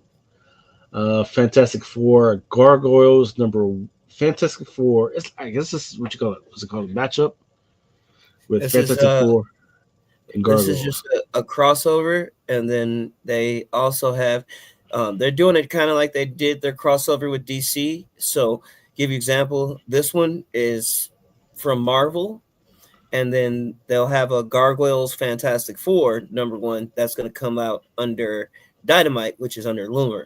So it's a pretty dope cover. And of course the artwork is done by Torrin Clark. yeah, dude, it's fire. This is, if I'm being honest, this and the Scotty Young are probably the best covers on this book. The Deletta is cool too, but I don't know, dude. Yeah, it's a matchup of I forget the name of the character and Thing. Thing and Goliath. Shit. Man, they got a whole bunch of them. Yeah, the Scotty Young, and there's Peach Momoko. Never mind. Okay. Godzilla issue #3. I do like that 1 in 25 though. That's interesting. Yeah, it's dope.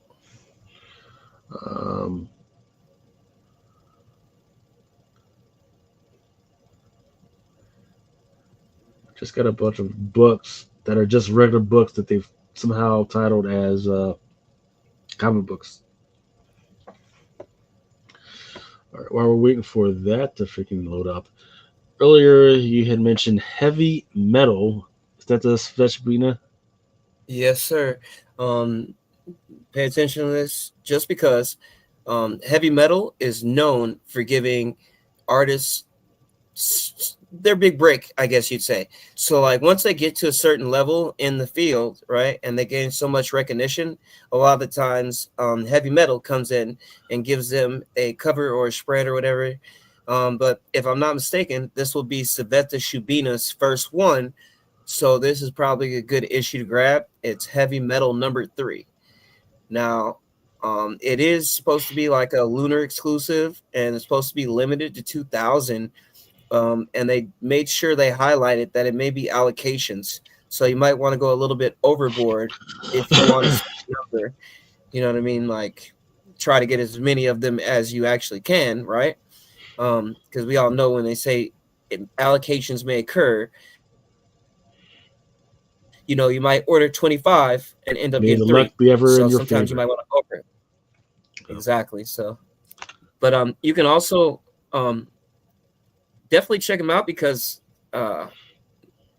check with Lucas or myself, but definitely keep an eye on this. All right. Back to the FOC stuff from PRH. Mary Sue issue #1. The art is done by Tula Lotte. the solicitor says, despite what her mom thinks, Cassie has lots of friends now that just all happen to be online, where she can talk to them about her beloved favorite show, Riverview, and get their feedback on her phone fanfic, WIP, starring Jessica, her own very hot vampire OC. But her fic writing persona is revealed to the entire school when her former best friend finds it and can't resist reading some of it out loud to her classmate. Cassie thinks things can't get more humiliating until her very own Mary Sue pops right out of her fanfic to save the day or make it much worse. So basically, it's a vampire book. Yeah, that's a great cover too. But I also highlight that Paulina Ganache and the Unlimited variant as well, real Yeah. quick, because Yeah, they're the 1 in nice. 10. And yeah. So that's nice. The main cover is pretty cool too.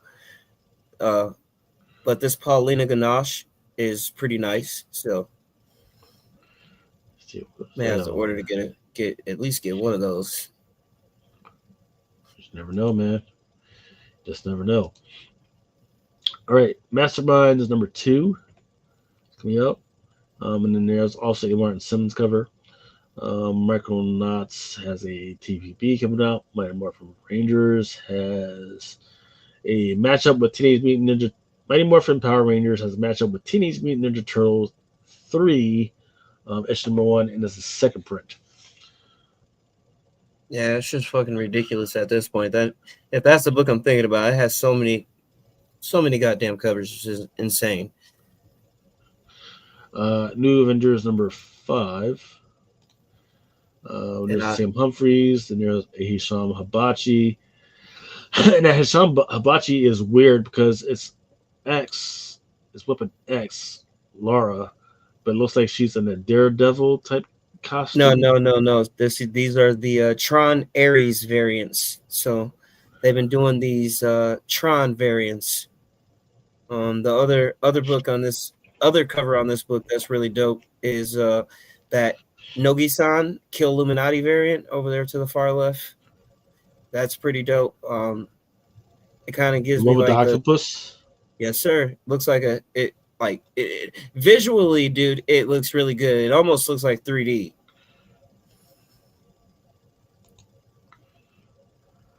Yeah, dude, that looks good, dude. And I've been watching Nogi-san variants because they just had a book on Ultimate. I think it's Ultimate X-Men number 19, but there's a red and black variant to that's about to come out this upcoming week as well. But yeah, just keep an eye on Nogi-san.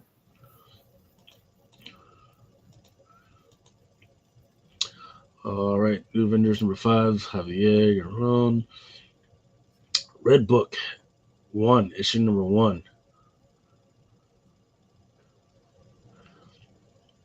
Ooh, okay. Now you got my attention. Got the freaking climbers just dead ass out of there on the fucking mountain. Now you got my Russia, 1961. The 9 students that died tragically under mysterious circumstances. That's all you need to know. They've got 3 paragraphs for some bullshit when all I need to know is, hey, this comic book is about the fucking 9 students that died on the fucking Russian mountain.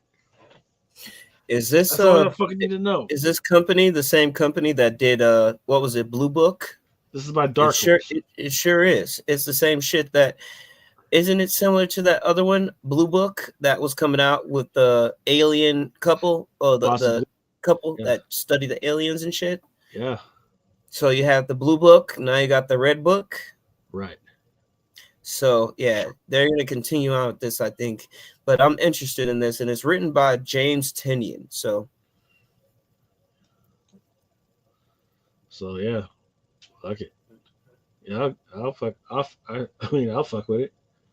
Yeah, I thought the first 2 covers were a little weird, but I was feeling the last 2, especially with that alien in like an astronaut suit in the background on the cover C by Tyler Boss. Mm-hmm. Thought that was kind of cool, but yeah. And then also that up there right to the left, the Plantees Deluxe Edition Book 2. I heard somebody asking me about that one. I don't necessarily know what it's about, but I'll have to check it out later. But go ahead, yeah. Red Hulk issue number 9. There's Stephen Platt. There's Gabriel Guzman. Looks like Sister Imperator is on his trade paperback, so people get to check out what the fuck is going on with that one. And then these Something Killing the Children. The main cover, click that book is so dope. The artwork on it, because if you zoom in on it, it kind of looks 3D. If you blow it up a little bit so you can see it, I don't know if you can, but yeah, dude, it looks 3D and it looks like really dope. Like how they mixed almost that regular drawing aspect, but they mixed it with like the 3D shit. So I imagine that if you have a pair of 3D glasses when this comes out and you look at it, it's going to have some type of cool ass effect where it probably makes the girl 3D. But I noticed that when I was going through this week's FLC, when I got to that book, the artwork is just so dope. That's the first cover that I've seen like that mixes with some type of like 3D shit, because it looks like it's meant for 3D viewing. Yeah, so the interesting thing about this one is that it's told from the perspective of those she saved, not from her. So that'll be interesting. It's like a hero's tale, basically. Yeah. But then they also got these right here. Yeah, Jenny Frizen. Yes, sir. Fire, and then that. There you go. Yeah, there's a Jenny Frizen. There's a 1 in 10 by Sten Beck. That 1 in 20 Jenny Frizen. Black and white. And then that 5 is that by Puppeteer Lee. Super dope. And hey, let me ask you guys, when it comes to Puppeteer Lee, how do you feel about his art? Because I'm not gonna lie, the dude is like phenomenal. Like Puppeteer Lee usually comes with that. Yeah, you're gonna have to do a matrix on him, because I'm not. Yeah. There's nothing that I'm like, oh yeah, that's absolutely Puppeteer Lee, because I haven't looked at enough at his art and say, yeah, that's the man. So that's why we need to do a.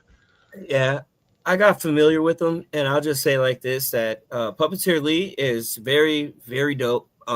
You probably, when you see his books, it may not strike you like it's his art yet, but once you start looking at the details, you kind of can see his style, because he does really good like realism to a degree, but the way he just does everything is really nice. But we'll do a deep dive on him. I'll try to get that together this week. But it's super dope. This Puppeteer Lee is super dope. Spider-Man: The War, issue number 1. I really like this Andrea Sorrentini. Looks really freaking clean on this one.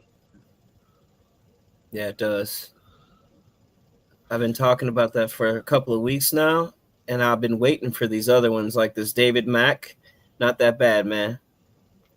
I guess I just like the spider symbol, how he's using it, but yeah.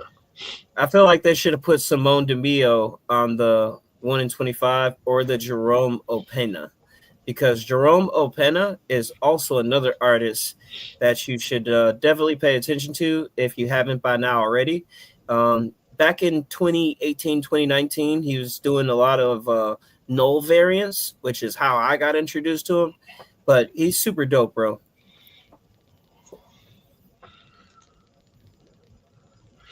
All right, I'm going to Spirits of Violence, issue number 1, another Ghost Rider freaking book. I don't know how to explain this one, Adam, but it's just say this.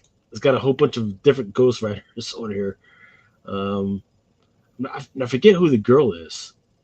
Actually, I have no idea who the girl is, because she's a blonde. She's not the chick with the black hair. Let's see. Johnny Blaze, Danny Ketch, Robbie Reyes, Kushala, and Phantasma, Helverine, and more. So when a strange group of new villains set their sinister plan in motion, the Ghost Riders, past, present, and future, combine forces to save the world. But who is the Spirit of Violence, and what horrors do they bring from Johnny Blazes, and can he catch his pass? Forget everything you know about the Ghost Rider. The most climatic ride in history starts here. Yeah, this should be interesting, because they included Phantasma, and Phantasma is that new Champions character the girl that's the Ghost Rider on the rollerblades. Like, how we just Oh got her yeah, first yeah. appearance recently in the Robbie Reyes special, right? So this is like her first run, I guess you would say, like actual Ghost Rider story involved run besides that special.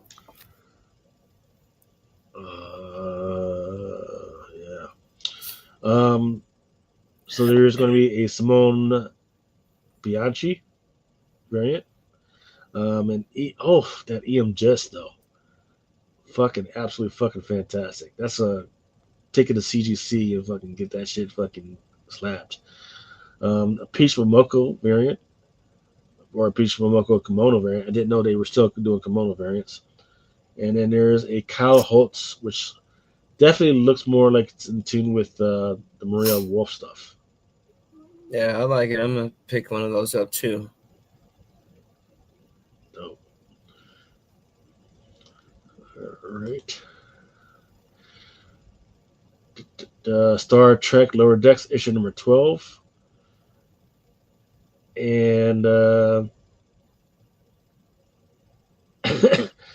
forget the dude's name. Oh yeah, it's Quinn.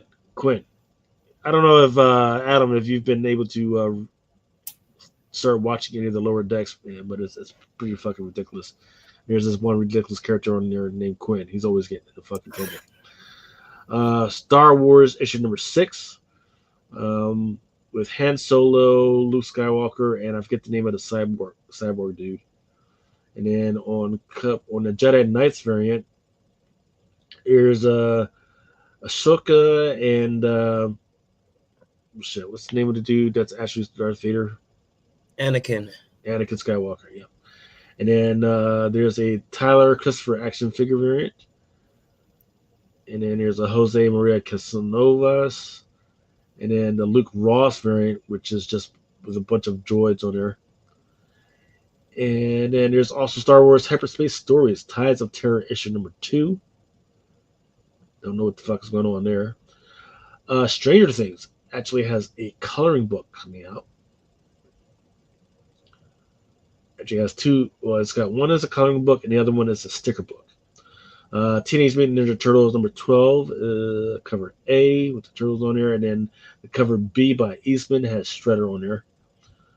And then the cover variant C by Ferreira has just got the turtles acting all cute again.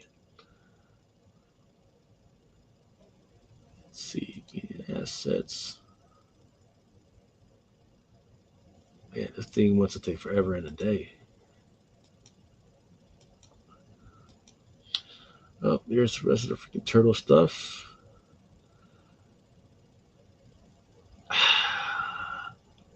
Isn't there like a new chick, hold on, Casey Jones, or maybe April O'Neil as Casey Jones variant that's on FOC, or did that already pass?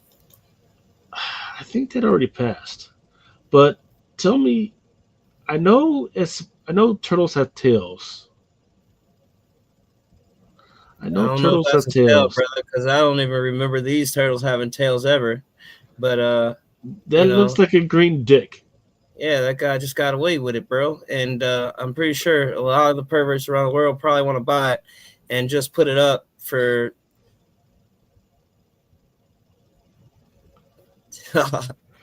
So, Teenage Mutant Ninja Turtle Journey is number 2, cover A by Lorna Dooney. As one of the turtles falling off. Maybe it's a Dooney, bro. It might be a Dooney, bro. It might be his signature, bro. Jesus Christ. Adam, I know you're going to... Oh, wait. Adam, I can't fucking hear you. Hold up. Let's see. Adam, say something. Testify. Okay, there you go. Yeah, man. What do you think about this? You probably have to go see what the fuck is going on later. But would you buy a book that has a Teenage Mutant Ninja Turtle with a dick on her? Would I buy a TMNT book with one of the male turtles with a dick? Yeah, bro. It looks like it's Ralph jumping off a fucking building, and it looks like he's trying to land his right foot, but in the middle you know, it looks like this artist was confused on what he was drawing. Like if he was drawing a turtle tail, even though I don't remember the fucking They Teenage never had Mutant Ninja tails. Turtles ever Oh. had tails. But this looks like a dick right in the middle of dude's crotch. And it's very wild. And I'm wondering how that shit got through. Because I wonder, you know, is there any kids like collecting this? That just doesn't look right. You know what? You know, for being the innovator, answering this question as the innovator perversion, yeah, I would buy this and stock it.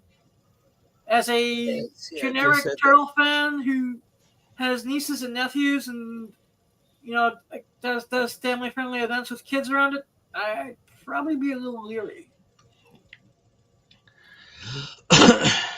But let's see. Maybe did he just fucked up drawing the second leg? No, dude. He has both legs drawn. Yeah, like you can see he's like jumping off a building, and his right foot looks like he's about to plant it.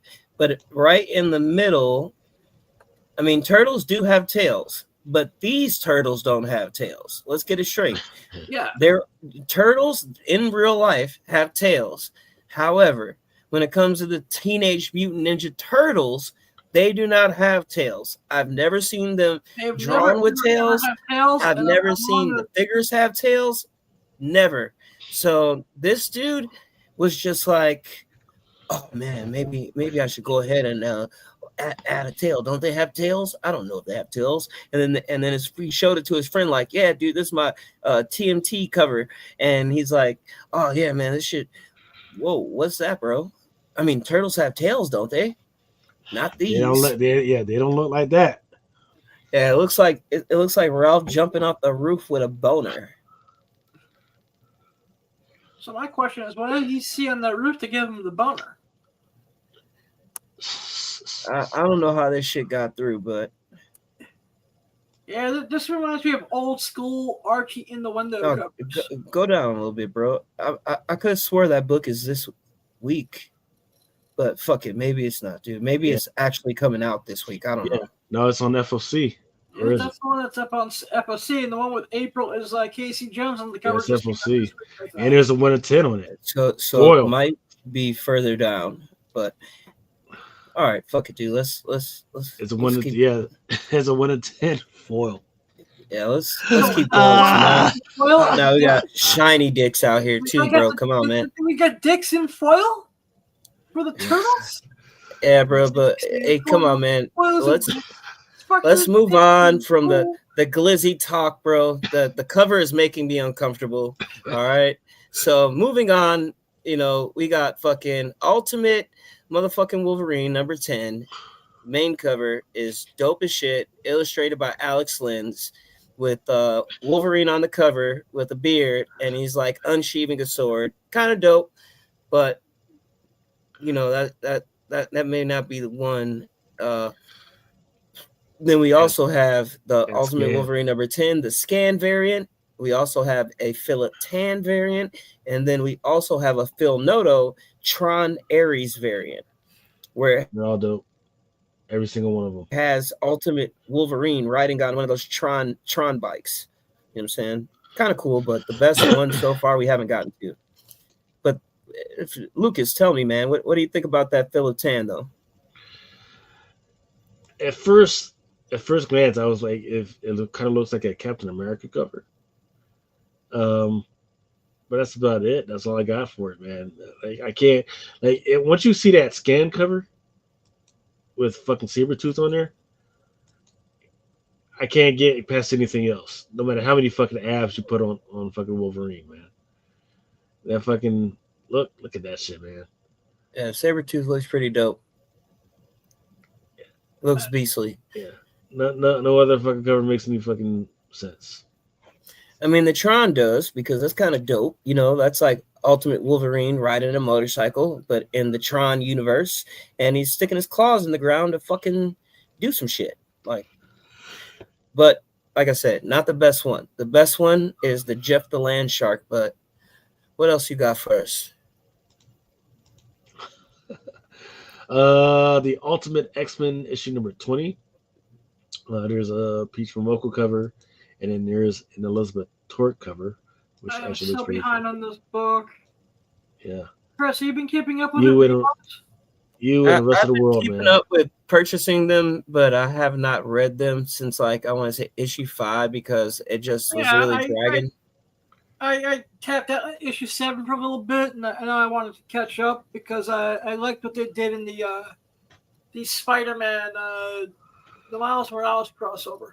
Yeah, the Miles Morales and I think that probably is like the best one right now besides the Ultimates because we're getting ready to have Ultimate Hawkeye introduced. Yep. Or really Ultimate Ronin, but he's coming, and then we also have a fucking crossover event with all the Ultimate shit, and that's basically gonna be the in-game shit. Like I guess this whole what the Maker shit is gonna come to an end. Yeah, and then I think they're going to relaunch Ultimates again, the Ultimate line again, with new number 1s. Hey, by show of voices, how many people are excited about this age of this new age of whatever storyline? The Age of I guess me. Age of Revelation shit. Now, I'm gonna be honest. I'm not fucking interested in reading it at all, to be honest with you. But I'm gonna read it just for the fuck of it, But it just doesn't seem like, I don't know, man. Maybe people aren't just gravitating towards it because like the main shit just doesn't look that cool to me. I mean, I know the vibe that they're trying to go with. They're trying to go like with Age of Apocalypse, but they're kind of having like a throwback series to a degree. And it's not a throwback or anything like that, but I'm just saying in general, like that's the vibe they're going with this event. Just doesn't seem like very appealing to me though.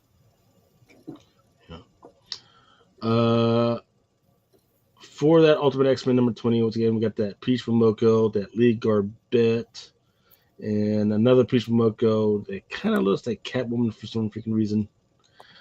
Unbreakable X-Men number 1, there's a Jay Anceletto that kind of looks like Namor, I guess.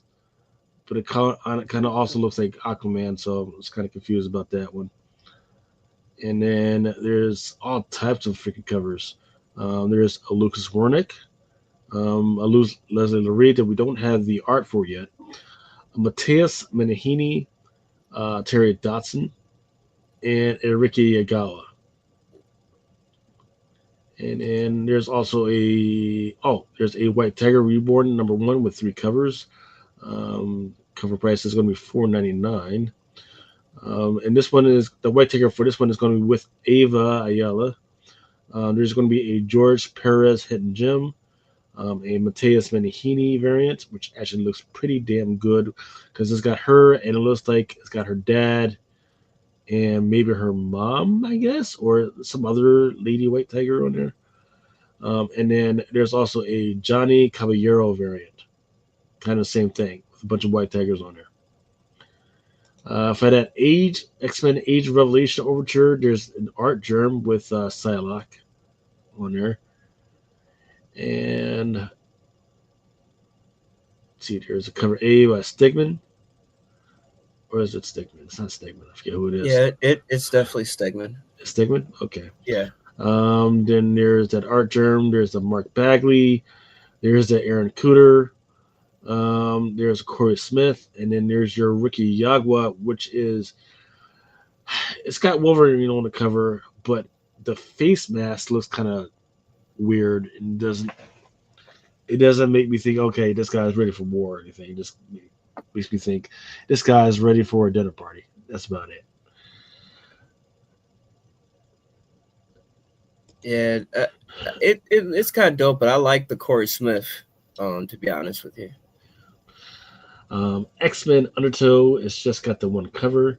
It's $5.99. Oh no, it's got one extra cover. It's got the Dan Panesian, which actually doesn't look pretty bad, man. It's got the Juggernaut on the cover, and I forget who that name of that bird character is. Are you serious, dude? Is this all that there was? Like, what the fuck? Oh, the beak. Yeah, man. That's all there is. That's 100. Um, that was 186 covers for all of.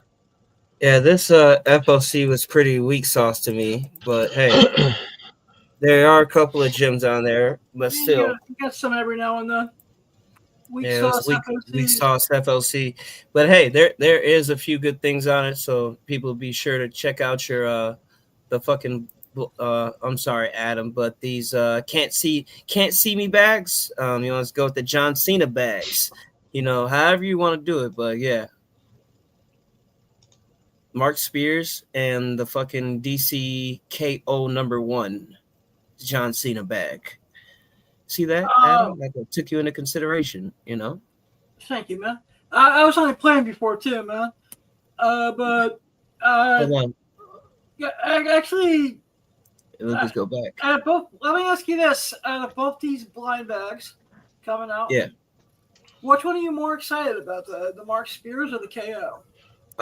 Actually, I'm more excited for the Mark Spears because there's supposed to be a lot of different cover variants for that. I like Mark Spears' artwork, and I'm sorry, but DC really haven't been hitting on shit so far.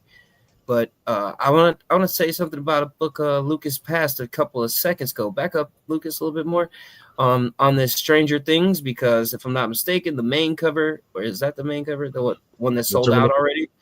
No, I'm gonna get to that one, but the one above it sold out already. Ghostbusters. That's Ghostbusters. Yeah. Okay, so then the Stranger Things cover A. Also, yeah, that Terminator homage. A couple of those in the store. I think that's a nice cover this week. Nice little touch. Yeah, where does this comic take place in the Stranger Things mythology? Is it like even to season 5, or is it just its own thing? I'm not 110% sure. Probably know more if we read the synopsis, but Adventures of Superman, Ricardo Federici. Batgirl, number 11. I think is that a Sawi? Yep, Sawi. Facsimile for Batman 635. Batman number 1, cover A, regular. I need to read that. I think I just got mine in. Then there's a J. Scott Campbell for Batman number 1. Can't believe people haven't been buying the shit out of that. Hey, Lucas, yep. One what I wanted to ask you about was that Adventures of Superman Book of L number 1 and the cover D by Raza. Have you been, getting anybody talking about that one? Nope. What about that Batman 635 facsimile edition, Red Hood? Nope. Nope. All right. Just want to add those. Yeah, I mean, as far as my customers and people I talk to, facsimiles are so fucking dead right now. Yeah. I just think they're overdone at this point. Yeah, and it feels like they're just going through their libraries going, okay, what crap can we pop out today? Because some of the... Why don't we focus on making some good stuff that's current and make people want to go back for the older stuff sometimes? Yeah. The only people at this point... from people I've talked to, the only way that DC thinks this is a good idea is because there are people that are out there that are completionists, and they've got to have every freaking type of Batman cover. They've got to have every type of Superman cover or whatever, and those are the actual people that are buying this freaking shit. Yeah. When it comes up back similar, the first question I ask now is there a blank? Because blank covers always do well. Yeah, you talking about for Batman number 1? Yeah, Batman number 1. There's a blank. Batman 635 facsimile. Yeah, there was a blank for the Batman number 1, and then there was also, if I'm not mistaken, a blind bag that is going for like $15, $20 right now. Street breaking motherfuckers. But there was some nice Batman covers too, but it's a lot. Like, I don't know why they're doing like so many covers on some of these books. Like the Marvel DC presents for the Deadpool and Batman, those are also a lot. There you go, bro. Up there, that main one sold out above it. But Come on now. Yeah, that's what it is. Like 1/100. Thundercats Powerpuff Girls #1 by that Paulina. metal, Paulina is that a Ganas. metal? Yeah. Yeah. Ooh, I missed out on the metal. And then this back up, Lucas, that Paulina Ganache, they got an incentive of it, but that not Paulina Ganache. No, it is her. Sawi. That, yeah. Well, you got that Sawi one that sold out. And then that one to the right, that blue one, that one's pretty dope. Paulina Ganache. Yep. For the Yeah, show. imagine that being gone.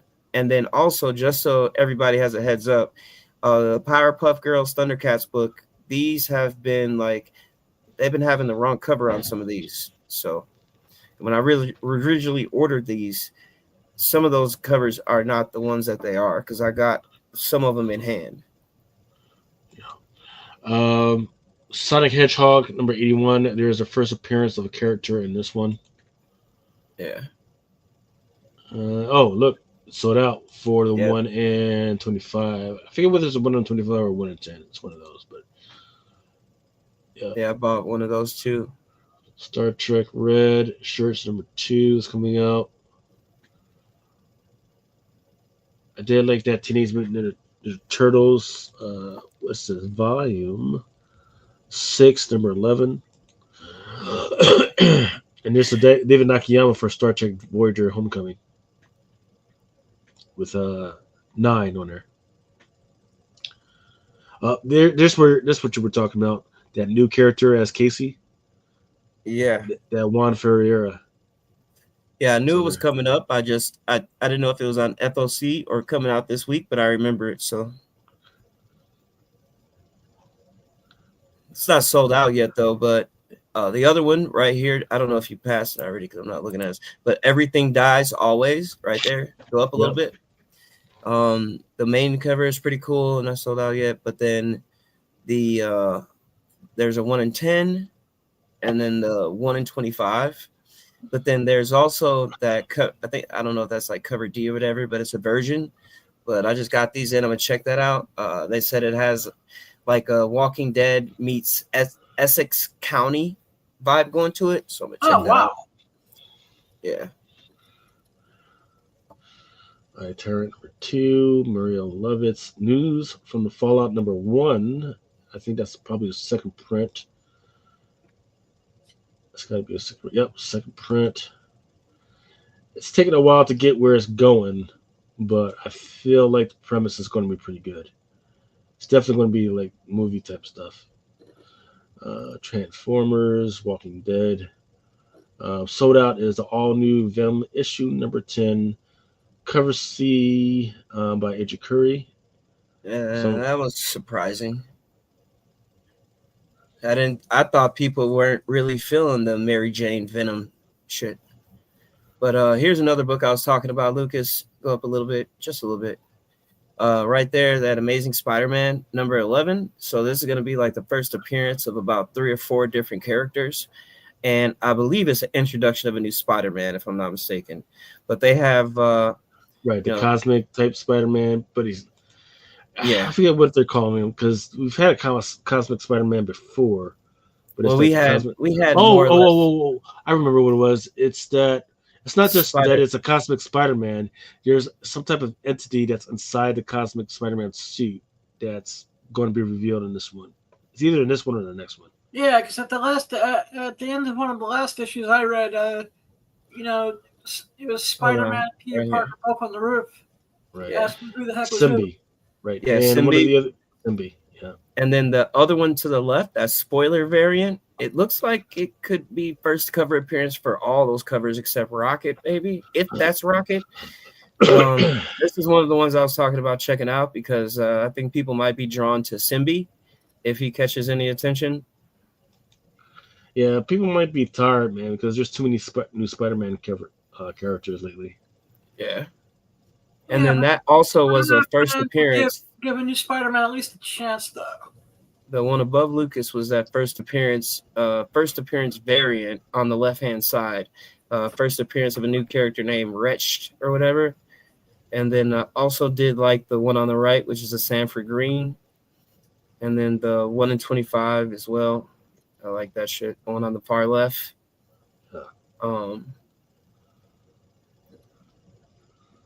And then also be on the lookout of all these Stitch variants, because I know some people do have a thing for collecting variants like that. So there's some Stitch variants and then these Halloween retro mask variants. So JKRP says time to check on official licensed digital comics. Not sure what that means, but all right. I don't know. Maybe it's about licensing out digital comics, but I mean, shit, just fucking buy Marvel Unlimited or whatever the fuck. Who cares? And you got DC, whatever, DC fandom too, for DC, or whatever they're calling themselves nowadays. And I think that Nightmare right there is a hidden gem, but I did grab that. It's supposed to be, I guess, a landmark issue for Doctor Strange. So nice. But it wasn't a whole lot this week, if I'm not mistaken. So yeah. Jeff or Kenny, Wolverine number 10. Jeff B. Pimpin. And then we do have those, Too. those Marvel Natisse rival variants that are starting, not rivals, but Marvel Mayhem. Those variants are getting ready to start. Okay, I think gotcha. Moon Knight is the first. And then also Spider-Man 94. I'm guessing this is obviously based on the old cartoon. Yeah, it's based on the animated series from the 90s. Yeah. And So it's supposed to be the continuation of the season. This would have been season 5. They did it animated. yeah, so we got a main cover with everybody on it. We got an animation cover with Spider-Man on it. And then we got really the new retro carded action figures that's coming out now by John Tyler Christopher with Symbiote Spider-Man. And then we got a run for this too. Huh? Isn't there a Black Cat variant for this as well? Yeah, the Black Cat variant is actually the 1 in 25. I think that's is that Ricky Yahweh? I can't read that; it's too small. But yeah, they also have remember what we were talking about earlier, Lucas, with the exclusives. I don't know why I don't see it, but they have the local comic shop day variant for Spider-Man 94 number 1. I'm only mentioning it because I did get some of those in hand, but I just don't see it up here right now. Because on that cover, it has Spider-Man's head in the middle and then like characters around his head. Yeah, I remember what you mean. Nice. Yeah. So that one is actually really nice, but it's a local comic shop day variant. And I don't know why we're not seeing it up here on Midtown. Maybe Midtown is going to offer it to their walk-ins, I guess. I don't know. Yeah. Star Wars Legacy of Vader number 8. There is a new character on this one. I forget what her name is. It is Knights of Ren. Tava. Tava is her name. Yeah, she's actually the leader of the Knights of Ren, right? Yeah. And she's supposed to be trying to kill Kylo Ren and take over the group, I guess, in this book, if I remember reading the synopsis correct. To me, Star Wars has become the new X-Men, where there's just way too much of it. It's hard to keep up sometimes. There goes that Nogi-san on the left that I was talking about. I did have somebody buy the 1 in 10 design variant too. But yeah, that's another artist just to keep your eye on. I just wanted to mention that. Uncanny X-Men Volume 6 is a Fanny Yang road cover. Lucas, how you feeling about those Fan Yangs? I'm feeling like we need to do a Matrix on Fanny Yang as well. Yeah, her cover started back when I first noticed back on that Nyx. I think it was like number 9 or something, but it was the 1 in 25 or 1 in 50 or something. But I remember that was the first one that we really took notice of her on. Is it Rian Gonzalez? Fire. That's a Yeah. good looking book in hand. Wolverine number 8. I don't know why, but I just kind of like this look of him. No, this is like right after they put the adamantium in him, and he's like drudging through the fucking snow after like fucking killing half the fucking lab. Mark Brooks. Mark Brooks. I actually had a couple of orders for that. Adventure Time. Ancestral Recall issue number 2. Yeah. These are going to be so under-ordered. It's tough, right? Because the art looks like I know girls that look exactly like that. And I'm like, I don't know. I don't need to try. No, bro. That's not even. You know what I'm talking about, bro. This book is going to be under-ordered, and I think that it probably has the potential of having a good story in it. So, right. Charlemagne the God, hip hop artist, has a book out. This is on issue number 3 for Illuminati.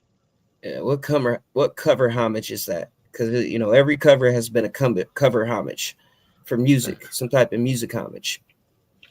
Yeah, I'm not sure. Cruel Universe. More of the matchup with Darkstalkers versus Street Fighters. Heat Seeker. Post Malone's Big Rig. What's going on with this cover? It says cover. No, I know Big Rig number 1 already came out. I'm gonna skip over that. Sabrina. Yeah, Sabrina the Teenage Witch. Yeah, both of those are nice, bro. You should probably highlight that. That's like similar. Yeah, dude, those are nice. I think the main cover is by Dan Parent, and then the other cover is by Dan DiCarlo or something like that. Yeah. But that's fire, dude. I like that. Because remember, Lucas, we had looked at Archery a little bit earlier with kind of like the same thing going on, where they have a regular cover and a retro.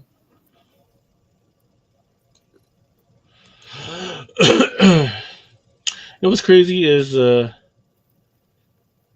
know like Archie Comics is actually owned by like DC and everything, but Archie needs to kind of roll it back and do like the compact comics like they used to, right? Because DC is actually having. I'm sorry, say again, Adam. Little digest comics. DC needs to keep doing those little compact comics they've been doing have been a big hit. They need to keep doing that. Shantae swimsuit special editions, Skid Please 2, number 1s, The War number 2,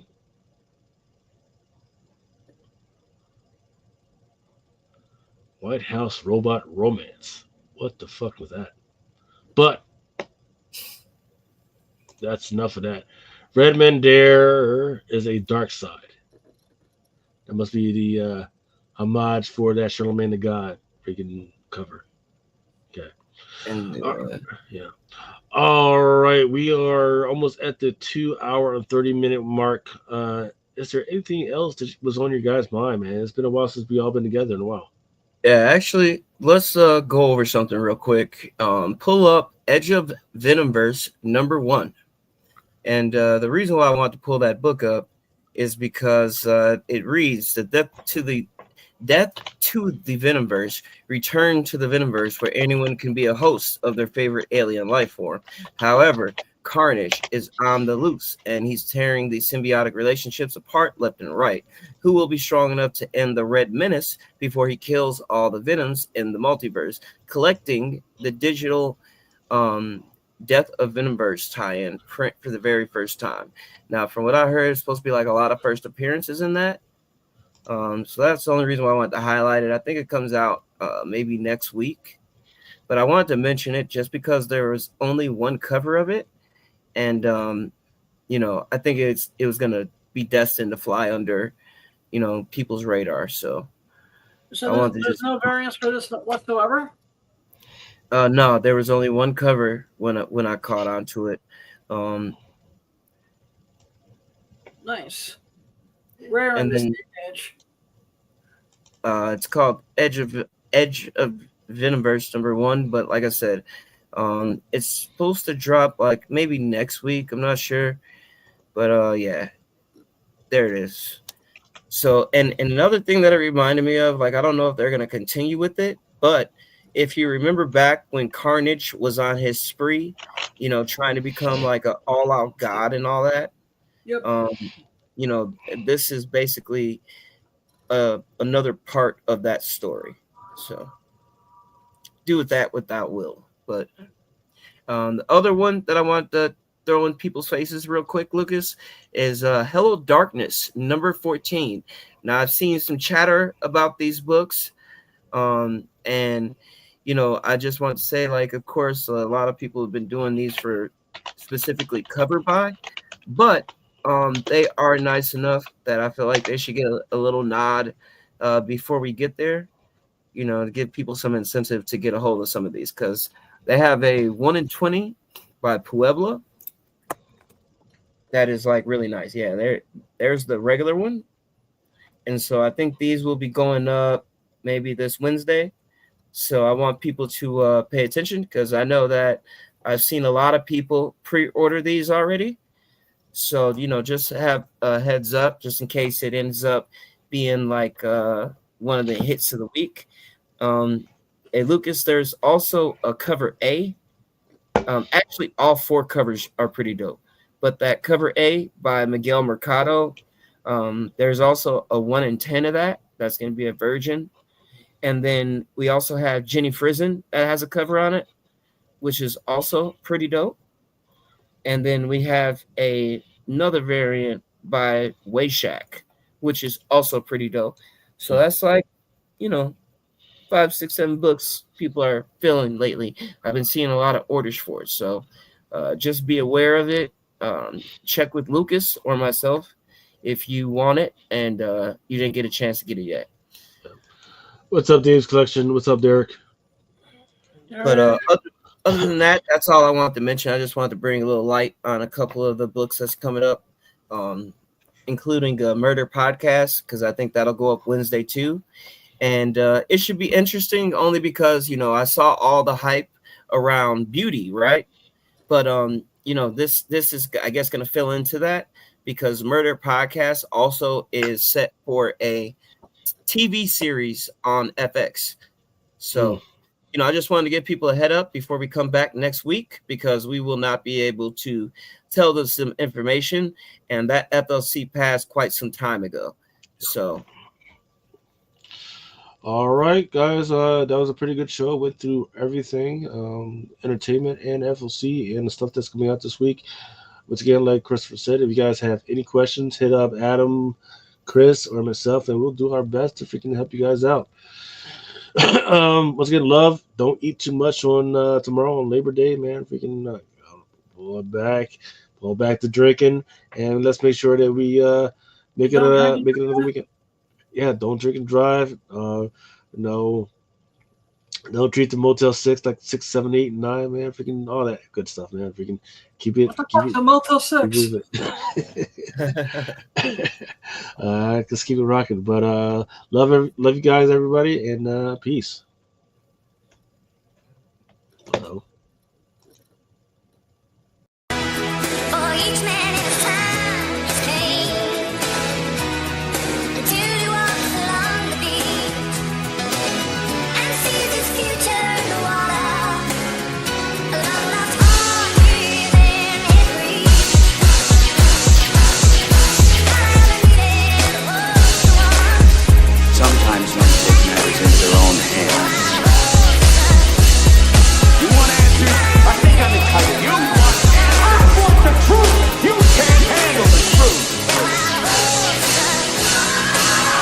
As you guys know, it is Drunken Chat, son.